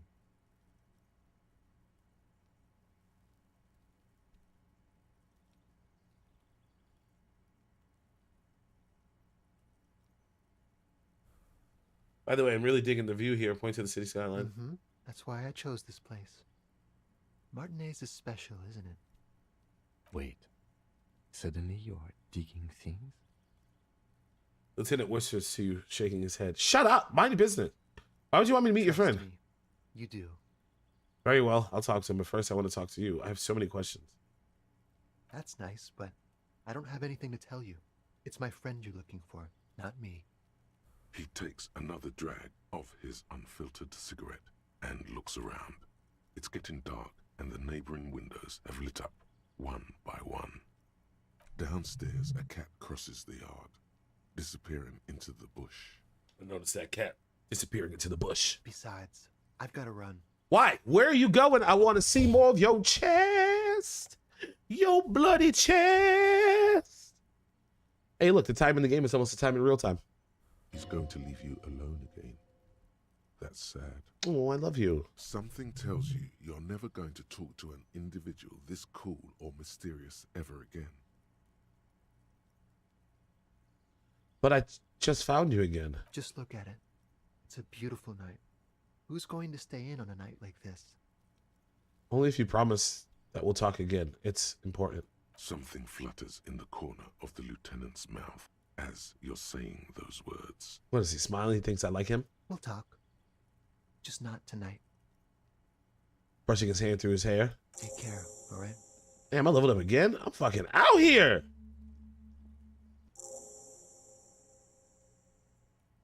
And he's gone again.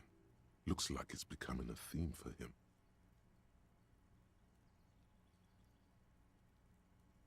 He's always leaving. Why is he always leaving, Kim? Who knows, detective? It's a mystery. He's like, you like him. Something different about him. I just can't put my finger on. Different, of course. His shirt. Why is it always a button? His shirt. His shirt. His shirt. What? His shirt. No, I don't know why his shirt is always unbuttoned. What is he trying to hold back? He's barely holding it together. It's all he can do to keep from bursting out in laughter. I want to make him laugh. Come on, detective, let's go. We've got a potential witness to interview. His Sunday friend, remember? Yeah, Harry wants to be in him. Damn it, Kim! Alright, I got 2 points. I need an endurance. I have to do 1 endurance. Does this give me more health? However, cops with low endurance are likely to struggle. The body is frail already, and the flesh of a cop will often be tested. This doesn't pass, it dies. Yeah, okay.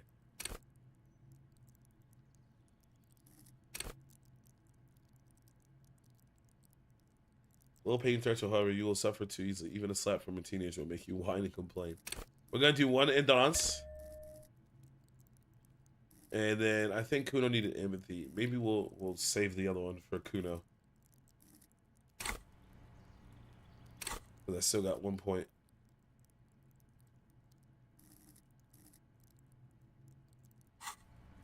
Oh yeah, see? I got 2 HPs. I had 1 HP. Now I have 2 HPs. My morale would be high as shit though.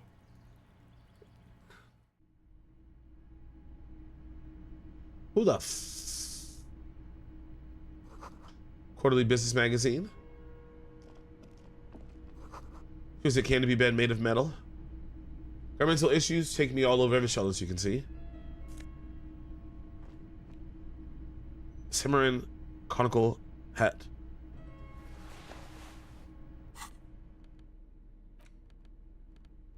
Gives me plus logic minus one suggestion. I rated. But I do like the encyclopedia.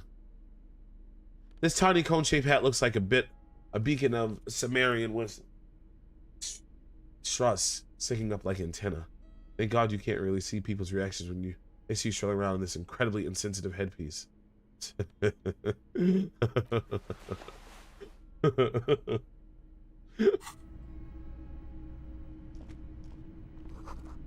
This is soaked up in a pot.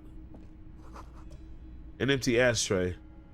In a wider sense, these is actually my apartment and yours. What? What? Flyers for underground parties, dates for open lectures at local university. Expensive men's perfume lingers in the air. Party dragon silk. Give me that. An old photo of the same apartment dated year 01.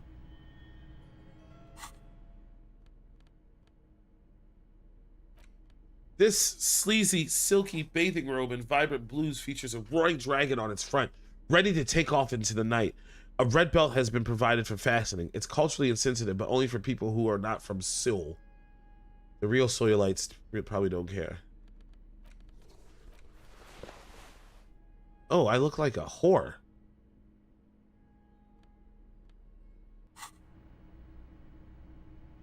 I look like a whore. My clothes didn't talk to me that time. Buckets of paint on a layer of old newspaper. Officers of the Revachol Citizens Militia. The man in business casual removes his cufflinks. Is he gonna...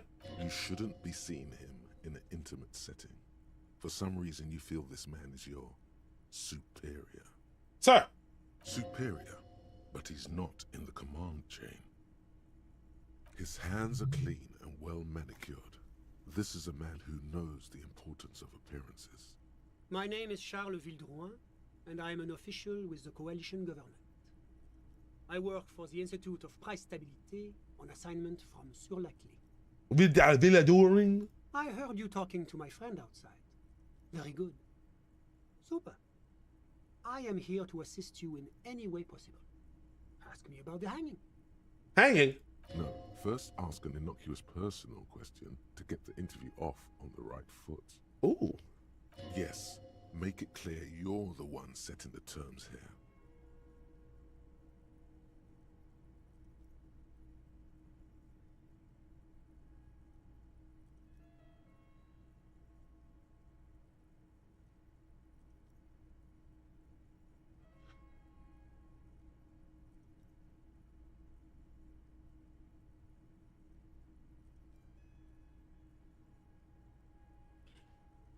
What?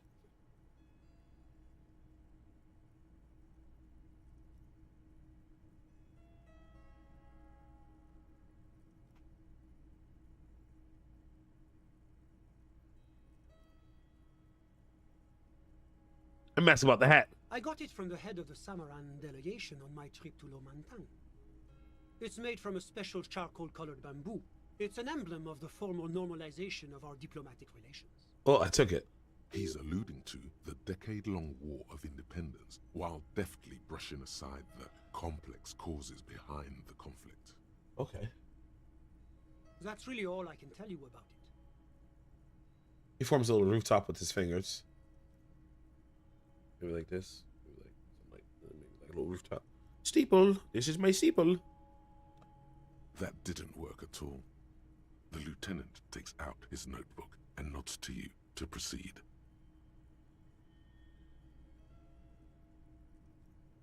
And why the frick did you suggest it, brain?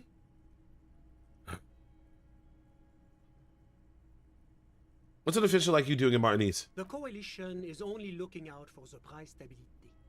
Inflation is a killer, like a heart disease blocking the normal circulation of the economy. It must be controlled. The economy impacts the entire international community, which is why it requires international oversight. Okay, but what are you doing here in this apartment? Well, I'm renovating it. It is an interesting project. The building used to be a 12-story skyscraper before the cannons took the top 4 stories off. This, of course, happened when the coalition forces landed here. You could say I'm undoing some of the material damage the international community caused when we arrived here. See, some kind of bureaucrat? Yes, as I said before, I am a commissioner from Sur-la-Clé working for the Institute of Price Stability. This is one of the main projects of the Moral Intern. He glances at his watch while he says that. Wait, there isn't actually an Institute of Price Stability, is there? Or maybe there is. God, it's impossible to understand whether someone from the Moral Intern is joking or not. What is this international community? La Communauté Internationale is what Revacholians colloquially call the Coalition. In other words, the nations that stopped the disaster of the revolution. And what do I call the coalition? Your employer, technically speaking. The governing authority of Revachol. The RCM is but one part of this provisional administration.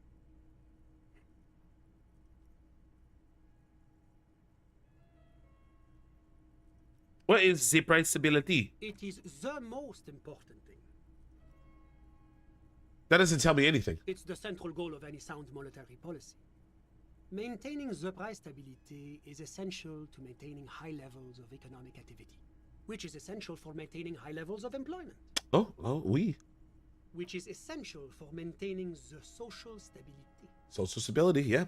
Basically, it makes sure the price of bread doesn't change. Yep. Précisément. Too much inflation, bread becomes too expensive. Too much deflation, it becomes too cheap for bakers to produce. That's why the Institute of Price Stability works to keep inflation just below 2%. 2% of what? But not too far below. No. Too below is also bad. Below, but close to 2%. You're not answering my questions at all. The coalition believes in the importance of informing the public about the benefits of the price stability. Transparency is one of our principles. Would you like an informational pamphlet? Okay, sure. Give me a leaflet. A sound monetary policy is essential for addressing uncertainty. Stability is the raison d'être of the Moral Intern. It's the reason why I identify as a moralist. But oh, I don't have my leaflets on me today. That's too bad. You can always call our information line. Making information available is part of the Moral Intern's commitment to transparency. I asked you for a leaflet because you offer one. You will have one? Someone get this moralist away from me. I heard about the Moral Intern before, but I want to know more. It's the International Organization for Moralists. Hence, Moralist International. The Institute of Price Stability is just one of its many mind babies, as is the coalition. Turn to Kim. So what I'm hearing is that we're Moral Intern bitches? Doing one's job doesn't automatically make one anyone's bitch. Besides, there are more nefarious powers to work for than the Moral Intern. Turn back to Sunday Friend. Are you a moralist? Of course. Am I a moralist? Well, do you value freedom? Do you believe in a normal, stable world governed by democratic values? Lieutenant, are you a moralist? Me? You've managed to catch the lieutenant off guard, but only for a moment. He quickly recomposes himself. Dang it. I'm a lieutenant of the RCM, dedicated to maintaining law and order in Revachol. A very moralist answer. The lieutenant is practiced in the art of putting on a show for one's superiors. Ah. Martinez does not seem very normal or stable to me. Let me grab my damn sweater again, because now I'm damn cold. On a damn homies, cold.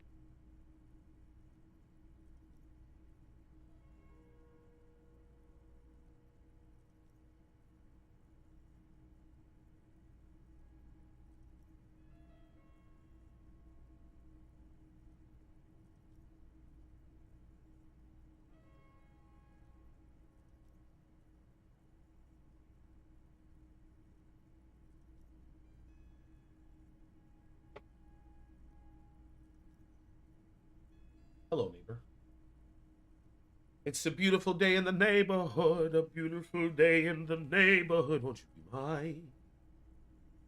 Won't you be mine? Except I ain't showing you my feet. You gotta subscribe to my only feet page to see my feet. Uh-huh. Uh-huh.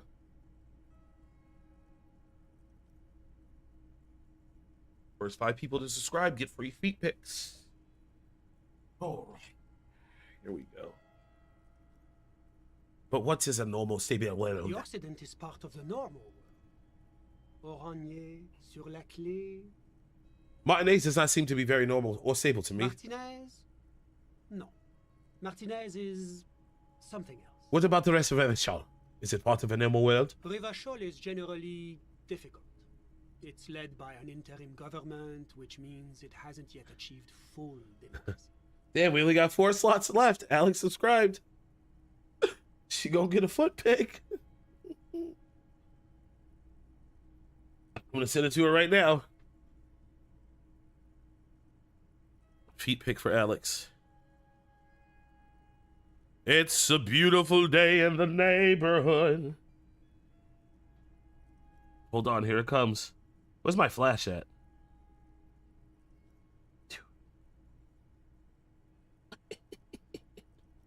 Alex just got a foot pic.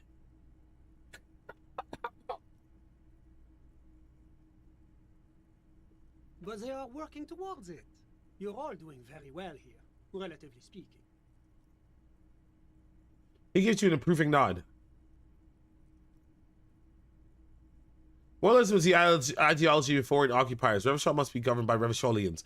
Democracy is a meaningless sham as long as the working class is under the boot heel of a capital. It's like every time I'm talking to people, I'm choosing option D. None of the above. Is that moralism? Is this option D usually the most reasonable answer? Yes, everything else is super extreme. It's like I'm living with a bunch of lunatics. Sounds like you're a moralist indeed, my friend. Welcome. Alex got a feet pic and we're a moralist. It's like I just broke the 4th wall there. Did you see that, guys? Did you see that? You see I just broke the 4th wall right there? Moralism is all about compromise and achieving the achievable. It's pragmatic, realistic, and level-headed. An ideology for doers. Are you a doer, my friend? It looks to me like you are. Oh, I'd be doing. Now, enough of this delightful political interlude. Was there anything else you wanted to ask? Think about Sulachle. What's there to say? Sur-la-Clé is a modern, urbanized country that measures very high on the Human Development and Freedom Index. Mostly, though, it's known as the executive heart of emerged countries. Revachol is only one of its many darlings whose progress it supports and cherishes. Darlings? That can't be an official designation. What makes Revachol Sulachle's darling? Because a great percentage of Revachol's culture hails from Sur-la-Clé. Its language, its people, its cuisine even. Or at least in the downtown La Delta area. Jamrock and other parts of the international zone have been mercifully spared of Sur-la-Clé's love for meatballs and mashed potatoes. Bangers and mash?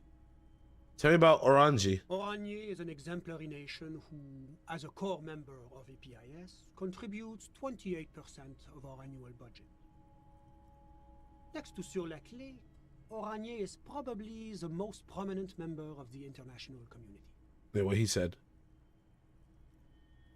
Which one is more peace? As founding members, they are both very EPIS.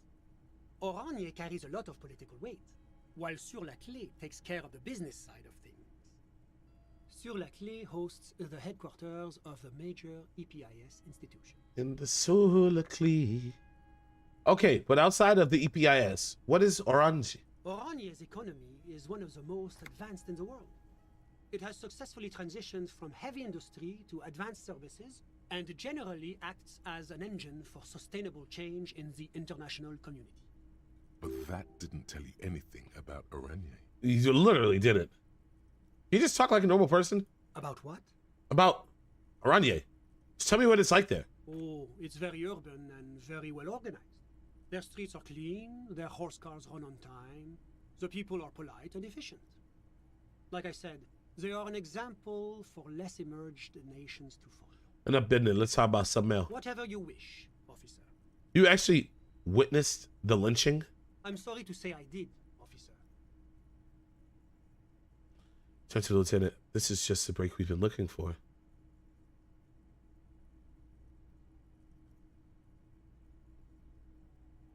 Easy, detective. No need to jump to conclusions. He eyes the spectacled man in the window who smiles and spreads his hands.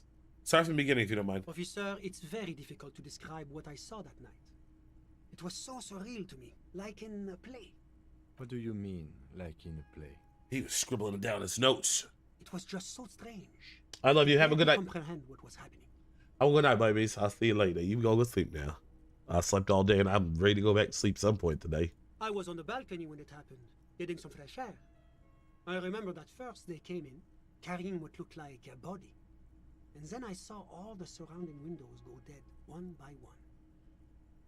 Yeah, you were on the balcony getting some fresh air because you had sex with that man. That's when I understood. I should not be seeing this. Sounds like the victim was unconscious, or at least incapacitated. Interesting.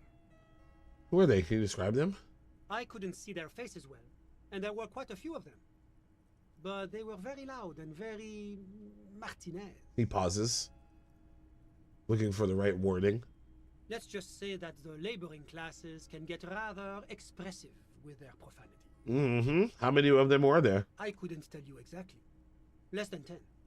Maybe 8? I knew it because they're a girl. The lieutenant sends you a sharp look at the mention of that number. Yeah. Were any of them huge? Like 200 kilograms huge? That's a giant you're describing. No, they were all quite human, as far as I could tell. What happened next? I went back inside. Were you able to see anything from inside? Officer, the yard was pitch black. There was nothing to see, but I could still hear their voices. They were threatening to kill that poor man. Were they men? Women? All men, I presume. But again, I couldn't see very clearly. Okay. But we are fairly certain the lady driver was present. Lieutenant flip through his notes. Are you sure at least one of them wasn't a woman? It's possible, officer, but I cannot say with certainty. It was very dark, you must remember. What about the ethnicity? I believe they were mostly white, though I believe I saw 2 Aeropagites among them. And I am quite certain that one spoke with a Mesk accent. What happened next? Well, that's the strangest part, officer. Nothing happened. It was oddly quiet for a public lynching. What do you mean nothing happened? They lynched a guy. Eventually, their shouts died down, and that was all. There were no gunshots, no celebratory shouts, no anything. Was the street lights just come on or something? Because it just got bright in there. Why don't you call it RCM? You're right, of course. That is what one is supposed to do in such circumstances. I was simply in shock. That's agreeable. I'm afraid I don't have anything else to add. About what time was all this happening, approximately? All I can say is that it was late. You didn't check your watch? My watch? Yes, now I remember. It was 30 minutes past midnight, give or take. So let me get this straight. You didn't actually witness the hanging itself, did you? No, I didn't see the corpse until the following day. Okay. It seems this wasn't the break you were hoping for. I think we have everything we need. Thank you for talking to us, Mr. Villedroit. Villedroit. Of course. Anything I can do to assist the RCM. Can you tell me about your friend? Ah, my friend. My friend is a good young man. His family immigrated here from Kedra, and life has not been easy for him. But he understands the importance of education. He has taken his future into his own hands, and that's all that matters. What are you doing in this apartment by yourself? I'm just enjoying the view. The man smiles out to the window. What view? It's dark outside. Listen. The baby is crying in the neighboring apartment. Someone's baby is crying. No, listen. He says again, looking outside. The Insulindian Bay. What about it? This place used to be a luxury accommodation before the revolution. Apartments, of course, were much bigger then. A few walls have been added here and there. leaving some of the tenants without a private bathroom or a kitchen. But the million real view stays. You can't take that away. He knocks on the balcony door. His face mirrored in the darkened glass. I was talking about your friend. I'm trying to... Taco Bell time? Jim Epcot rides and giggles. You go some Taco Bell. Get your ass a Taco Bell, dog. My friend comes and goes. I'm sure you'll see him around. He's a busy bee. A busy bee? What an odd choice of words. Still haven't told me who he is. Who? Your friend, the smoker on the balcony we were just talking I about. told you, officer. He's a bright young man here to pursue his education. Education is the foundation of our future, especially the arts. It is a cornerstone of our civilization. So all you can tell me about him is that he's here to stay, study the arts. He's deeply enmeshed in the study of the fine arts, yes. Which arts? He's a truly free spirit. He likes all the arts. Perhaps graphic design, printmaking. That's me being a free spirit. The world is open wide for a talented youth like him. I had something else in I'm mind. all ears, officer. Thanks, that's all I've got. A All I moment, need. Officer. Yes? Do you have everything you need from me? I'm afraid we won't have the chance to speak again once you leave. Hold on. Why can't we talk later? It's against diplomatic best practices for an official in my position to be discussing murders with local militiamen. He pauses. And I'm pressed for time. After you leave, I should be leaving as well. But alas, c'est la vie! That's not the real reason he's so apprehensive. Men in his position shouldn't be seen loitering around in underprivileged young men's apartments in the middle of the night. I'm just gonna look around the apartment. Go ahead. It's a beautiful space. Was there anything else? My friend... Might as well finish this. Kedra is a candidate member of APIS. But, between you and me, their potential membership is a more contentious issue. What do you mean? That it's never going to happen. They entered negotiations in 21, and it's been pending ever since. What's the APIS thing you keep talking about? But that doesn't tell me anything about Kedra itself. Is it warm there? Cold? Somewhere in between? Warm. It's also known for its mandarin trees and dust storms from Supramundi. Oh. Kedra's an emerging market, but it still has a long way to go. Hey, how you two even become friends? How did any of us become friends? Bad things happening on the Insulindian Peninsula? Oil platforms ablaze in the night? Civil wars lasting for years? Finally, the international community is forced to step in. What are you talking about? No one becomes friends that way. On the contrary. Millions of people end up where they are, meeting the people they meet. It's how I came here, and my friend too. I'm Okay. all ears. Thank you. Of course. I'm sorry I couldn't be the break you were looking for. Good luck with the investigation. All right, let's get out of here. Thanks, buddy.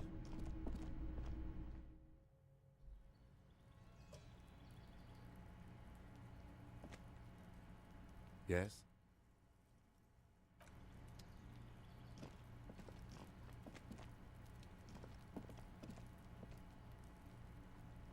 How'd I get to them bottles up there? Oh, I forgot I didn't have my bag in my hand earlier. I'll get those tomorrow. Or I can get those today. What's in here? Oh! A little bit of money.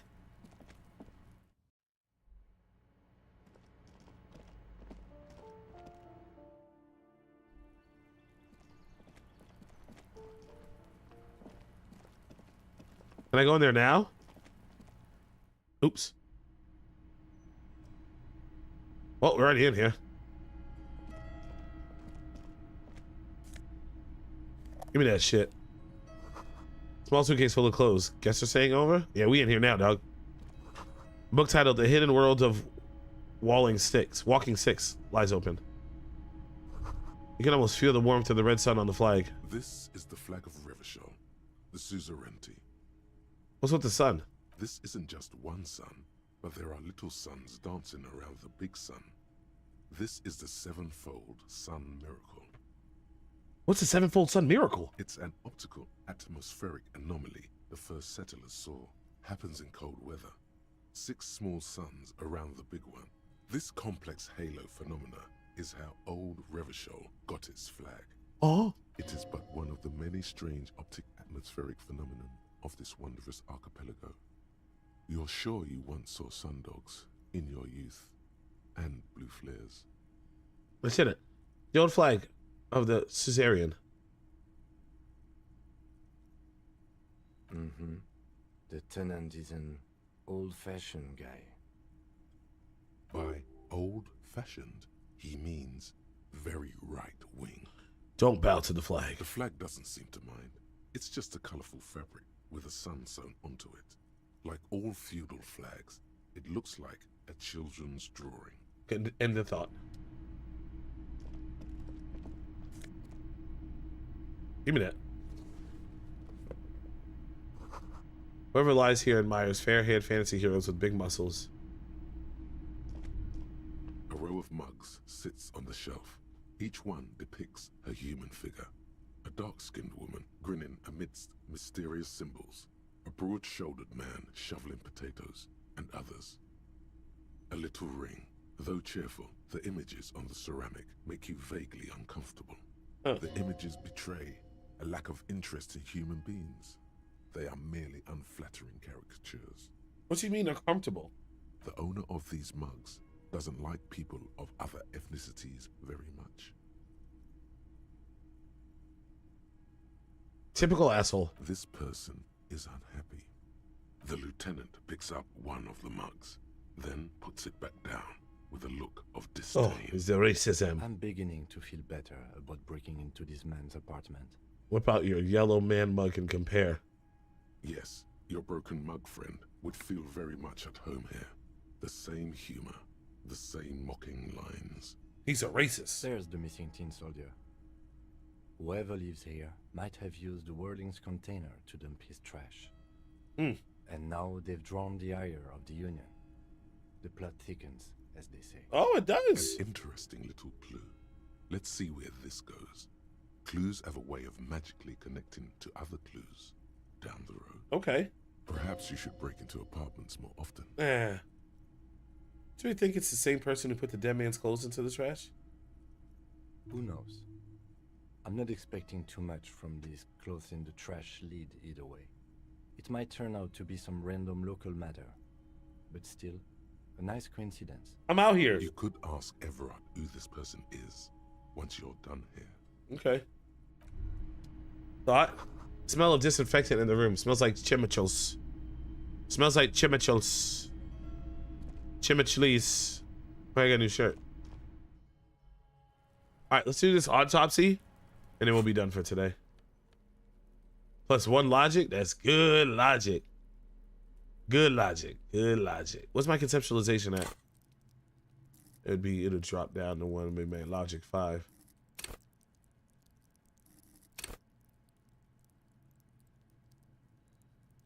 But this also makes me lose suggestion. It's already at a 5. Hey, the puppet master. I'm putting this shirt on. Good logic. Put that shirt. Yeah. It made my tie look better. Yeah. Good logic. Good logic. The hell shivers. Raise your hair on your neck. Tune into the city. Those shivers make you seem. That's the outside world. As you listen to the city, you don't listen to others. Your superiors may be getting away. With a low shivers, though, you will seldom hear the city speaking to you. And if you cannot hear it, how can you ever save it? I'm gonna save this skill point.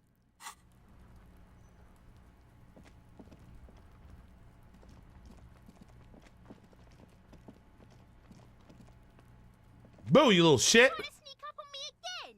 Trying to snuff me out?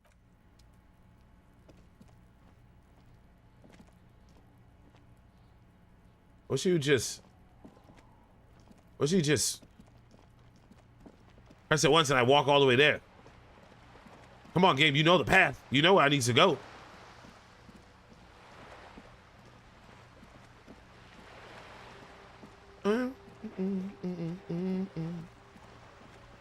Right here in front of everybody, right now.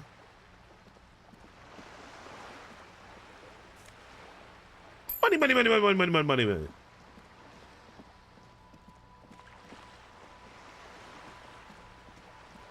Oh, guess like I'm sleeping good tonight.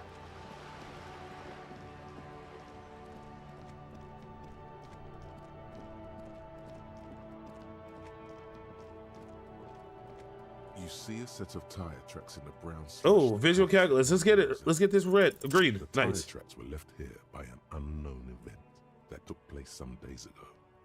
It's a message written in the language of burnt rubber. That was the runaway that jumped the creek. Some of that rubber stuck to the tiles right in front of the whirling in rags. This is point A.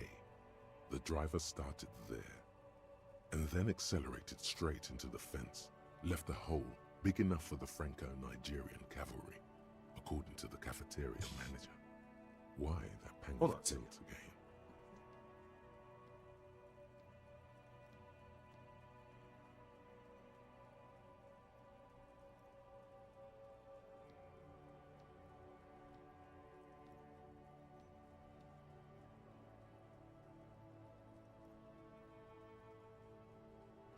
Oh, I forgot I was reheating some food. I had it on timer. The oven's already off.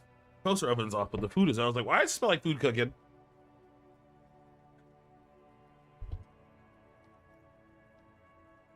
The hole in this fence doesn't look that huge. Damn, bartender. He was exaggerating. People blame cops for everything that goes wrong in the world. This has nothing to do with you. Okay, what happened next? The driver proceeded to back out of the yard, barely stopping before hitting the adjacent building. Before heading south, must have been in a hurry.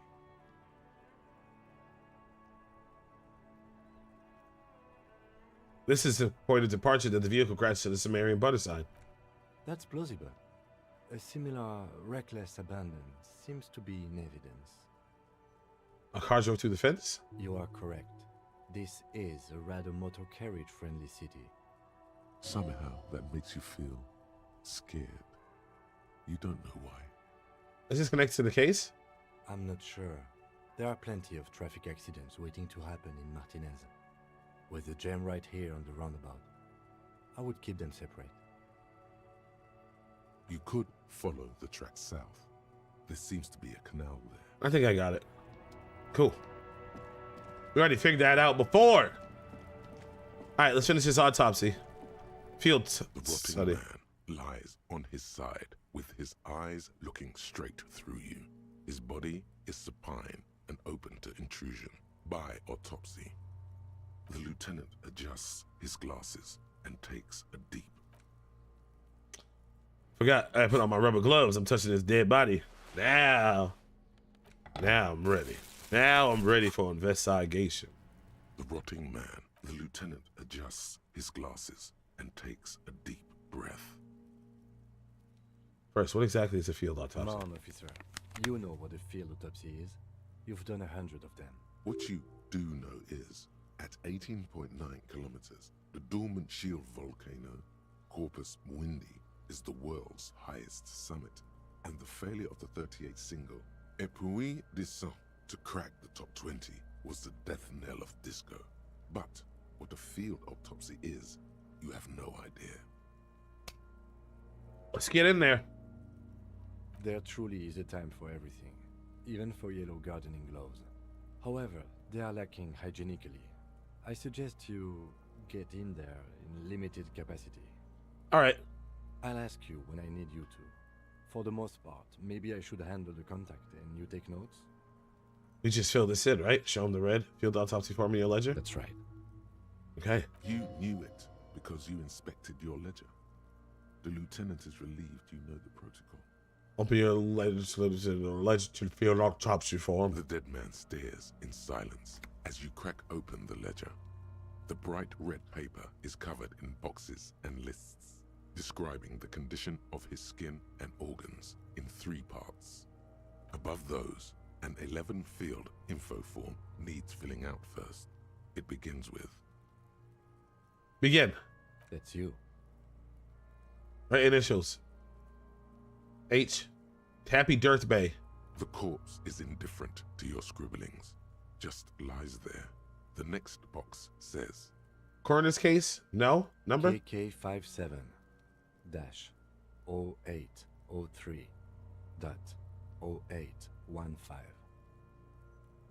KK equals Kim Kitsuragi. 57 equals Precinct 57. followed by his date 0803 and time of arrival. Good logic. 15 on the scene. He's indexed the case after himself, not you. That's because he doesn't want to bring up the messy question of your initials. Shouldn't we file the coroner's case under me? Technically, I arrived at the scene before you. Write it down. Next. Name. We've heard the nom de guerre. Lely. It's better than nothing. Write No, it down. nom de guerre, nickname, code name. What's next? Date of birth? Date of birth. NA. Age? Roughly 50. Roughly 50. Try 40. The damage is so extensive, it's better to err on the young side. I'm going to write 42. About 42. He nods. Race? Mondial. Mondial. Fair to olive-skinned, from the Isola of Muindi. This is as vague as it gets. You might as well say whitish. Write it down. The pudgy mess of curdled meat looks neither mondial nor anything other. Sex? Hell yeah. Fucky, fucky!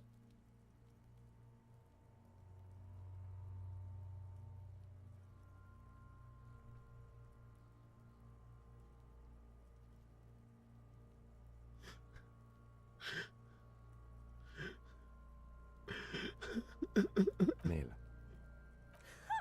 Pigs can have sex? Right, fucky. Male. Nor does he look male, with his pregnant belly and indistinguishable face. D.O.B. We're still going with March 4th. 51. 4, 3, 5, 1. What else? 9. Body identified by is non-applicable. 10. Case number is the same as the coroner's case. We KK 57 0503 0815 listens motionless, with the cargo belt still around his neck. Only one box remains. Evidence of treatment? None. At least not after the initial examination. A strange word. Treatment. What exactly is treatment anyway? Interfering with the body's position or wounds post-mortem. How did you not know that? Aren't you a cop? You're leaving a weak impression here. Say something sure-handed. Don't overdo it. It's okay to be unsure.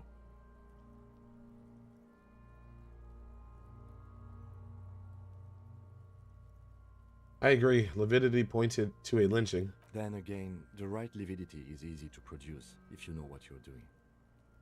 Place his hand on the dead man's chest as if in preparation. Your central nervous system recognizes this gesture. It's the stations of the breath. Ecclesiastic, religious in nature, a holdout from pre-DeLorean burial rites. It takes him 2 seconds to perform. Then, somewhere in Jamrock North, a small wood shed behind Rosencrantz Row, Lieutenant Nick Feuerbach puts his hand to the chest of a small corpse, no larger than a monkey. It's raining outside, light drizzle. There is darkness in the shed. We just had a mental breakthrough. Kingdom of Conscience. Solution.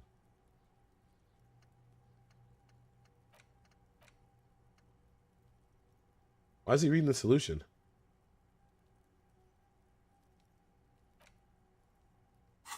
Let's continue. Elsewhere yet, an obese female sits in a wicker chair, her silhouette bull-like against the window. Outside, Grand Coudon.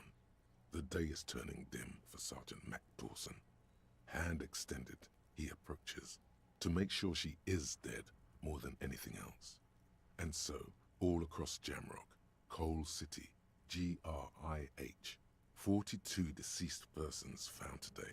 42 stations of breath. We should start the post-mortem. Turn the page. The corpse cannot feel Kim's hand on his chest. It no longer meaningfully interacts with its surroundings. A thicket of boxes and lists on red copier paper tries to answer why. External examination summary. Clothes. The deceased wears armored boots and white briefs. The make of the briefs is Babrodine, I think. Baba Booey. Let's see. He starts to check the underwear label. See, it's happening. Babrodine, yes. Inexpensive. Size M. Color white. What? The disappointment is palpable. The red-haired thing was expecting something more lurid. Yeah, that's a thing, all right, dude. Is that a boy, a girl? Who gives a frick? The rest of the clothes have been removed post-mortem by scavengers in order to get to the victim's ceramic armor. Officers are in search of the missing pieces. Removal of the boots is left for processing. It would be clever of you to omit the boots altogether, sire. If you are to keep them for yourself, as you ought to, you have deserved them more than anyone else. Write it down. The boot has a serial number. It's E50.100.100.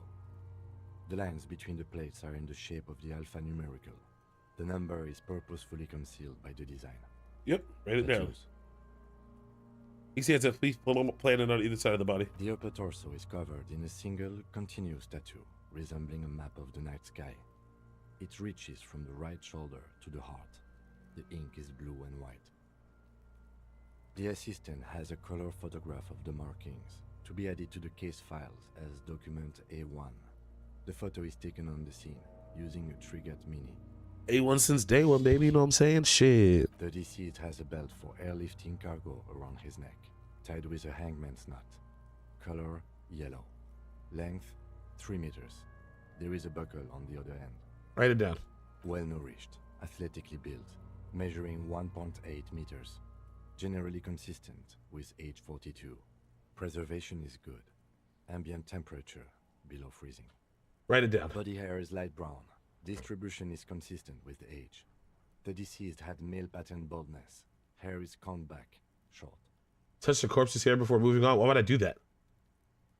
Short, light brown, male pattern baldness. Lividity is consistent with hanging. The head is congested. Contusions are present on the head, chest, and thighs. Consistent with stones thrown post-mortem. Low velocity. Fucking Kuno. Fucking low velocity? You think Kuno doesn't know what you're talking about? Velocity was fucking max. Talking shit about Kuno's velocity. In addition, there are bite marks on the face, scalp, and chest. Consistent with predation. Write down. You get your mark. The lieutenant produces a small folding knife. With the other hand pulling on the belt, he cuts cutting to the polyester. The cinch is horrid. After a while, it's obvious the material cannot be cut. The steel wiring. There's too much of it. We need to remove the belt so we can get to the ligature mark. May I try? It's no use. We should get chain cutters. You can try with them. I have a pair in the toolbox of my Damn corpse. We had a good rhythm going. Lieutenant gets up and brushes off his pants. Kingdom of Conscience. The Kingdom of Conscience will be exactly as it is now. Moralists don't really have beliefs. Sometimes they stumble on one, like on a child's toy left on the carpet. The toy must be put away immediately, and the child reprimanded. Centrism isn't change, not even incremental change. It is control over yourself and the world. Exercise it. Look up at the sky, at the dark shapes of the coalition airships hanging there. Ask yourself, is there something sinister in moralism? And then answer, no. God is in his heaven. Everything is normal on earth. Once from the top, moralist dialogue options heal +1 more morale. Learning cap for volition is raised to 5. Learning cap for good logic is raised to 5. Okay. Oh, freaking no, dude. Shit. Okay, let's stop here. We're gonna finish this autopsy tomorrow. I love that. I be loving that a lot. I be loving that a lot, dude. You know what I'm saying? You guys just heard me say I love it a lot. Guys, thank you so much for being here today as we play Disco Elysium. We're going to beat this game, okay? I got some other games in mind I want to play, but we're going to beat Disco Elysium, okay? This game is incredible. So big shout out to you guys. We'll be back tomorrow at 7 p.m. EST playing more Disco Elysium. Yummy. My name is Vincent Dante. I appreciate the frick out of you guys. And make sure you tell your friends about the stream and check out the YouTube, because I got a new video on the YouTube, actually. I have a new video on the YouTube, so make sure you go check that out as well. And you can find me on YouTube at Live with Mr. Dante. You can find me on Twitch as Mr. Dante. Bye.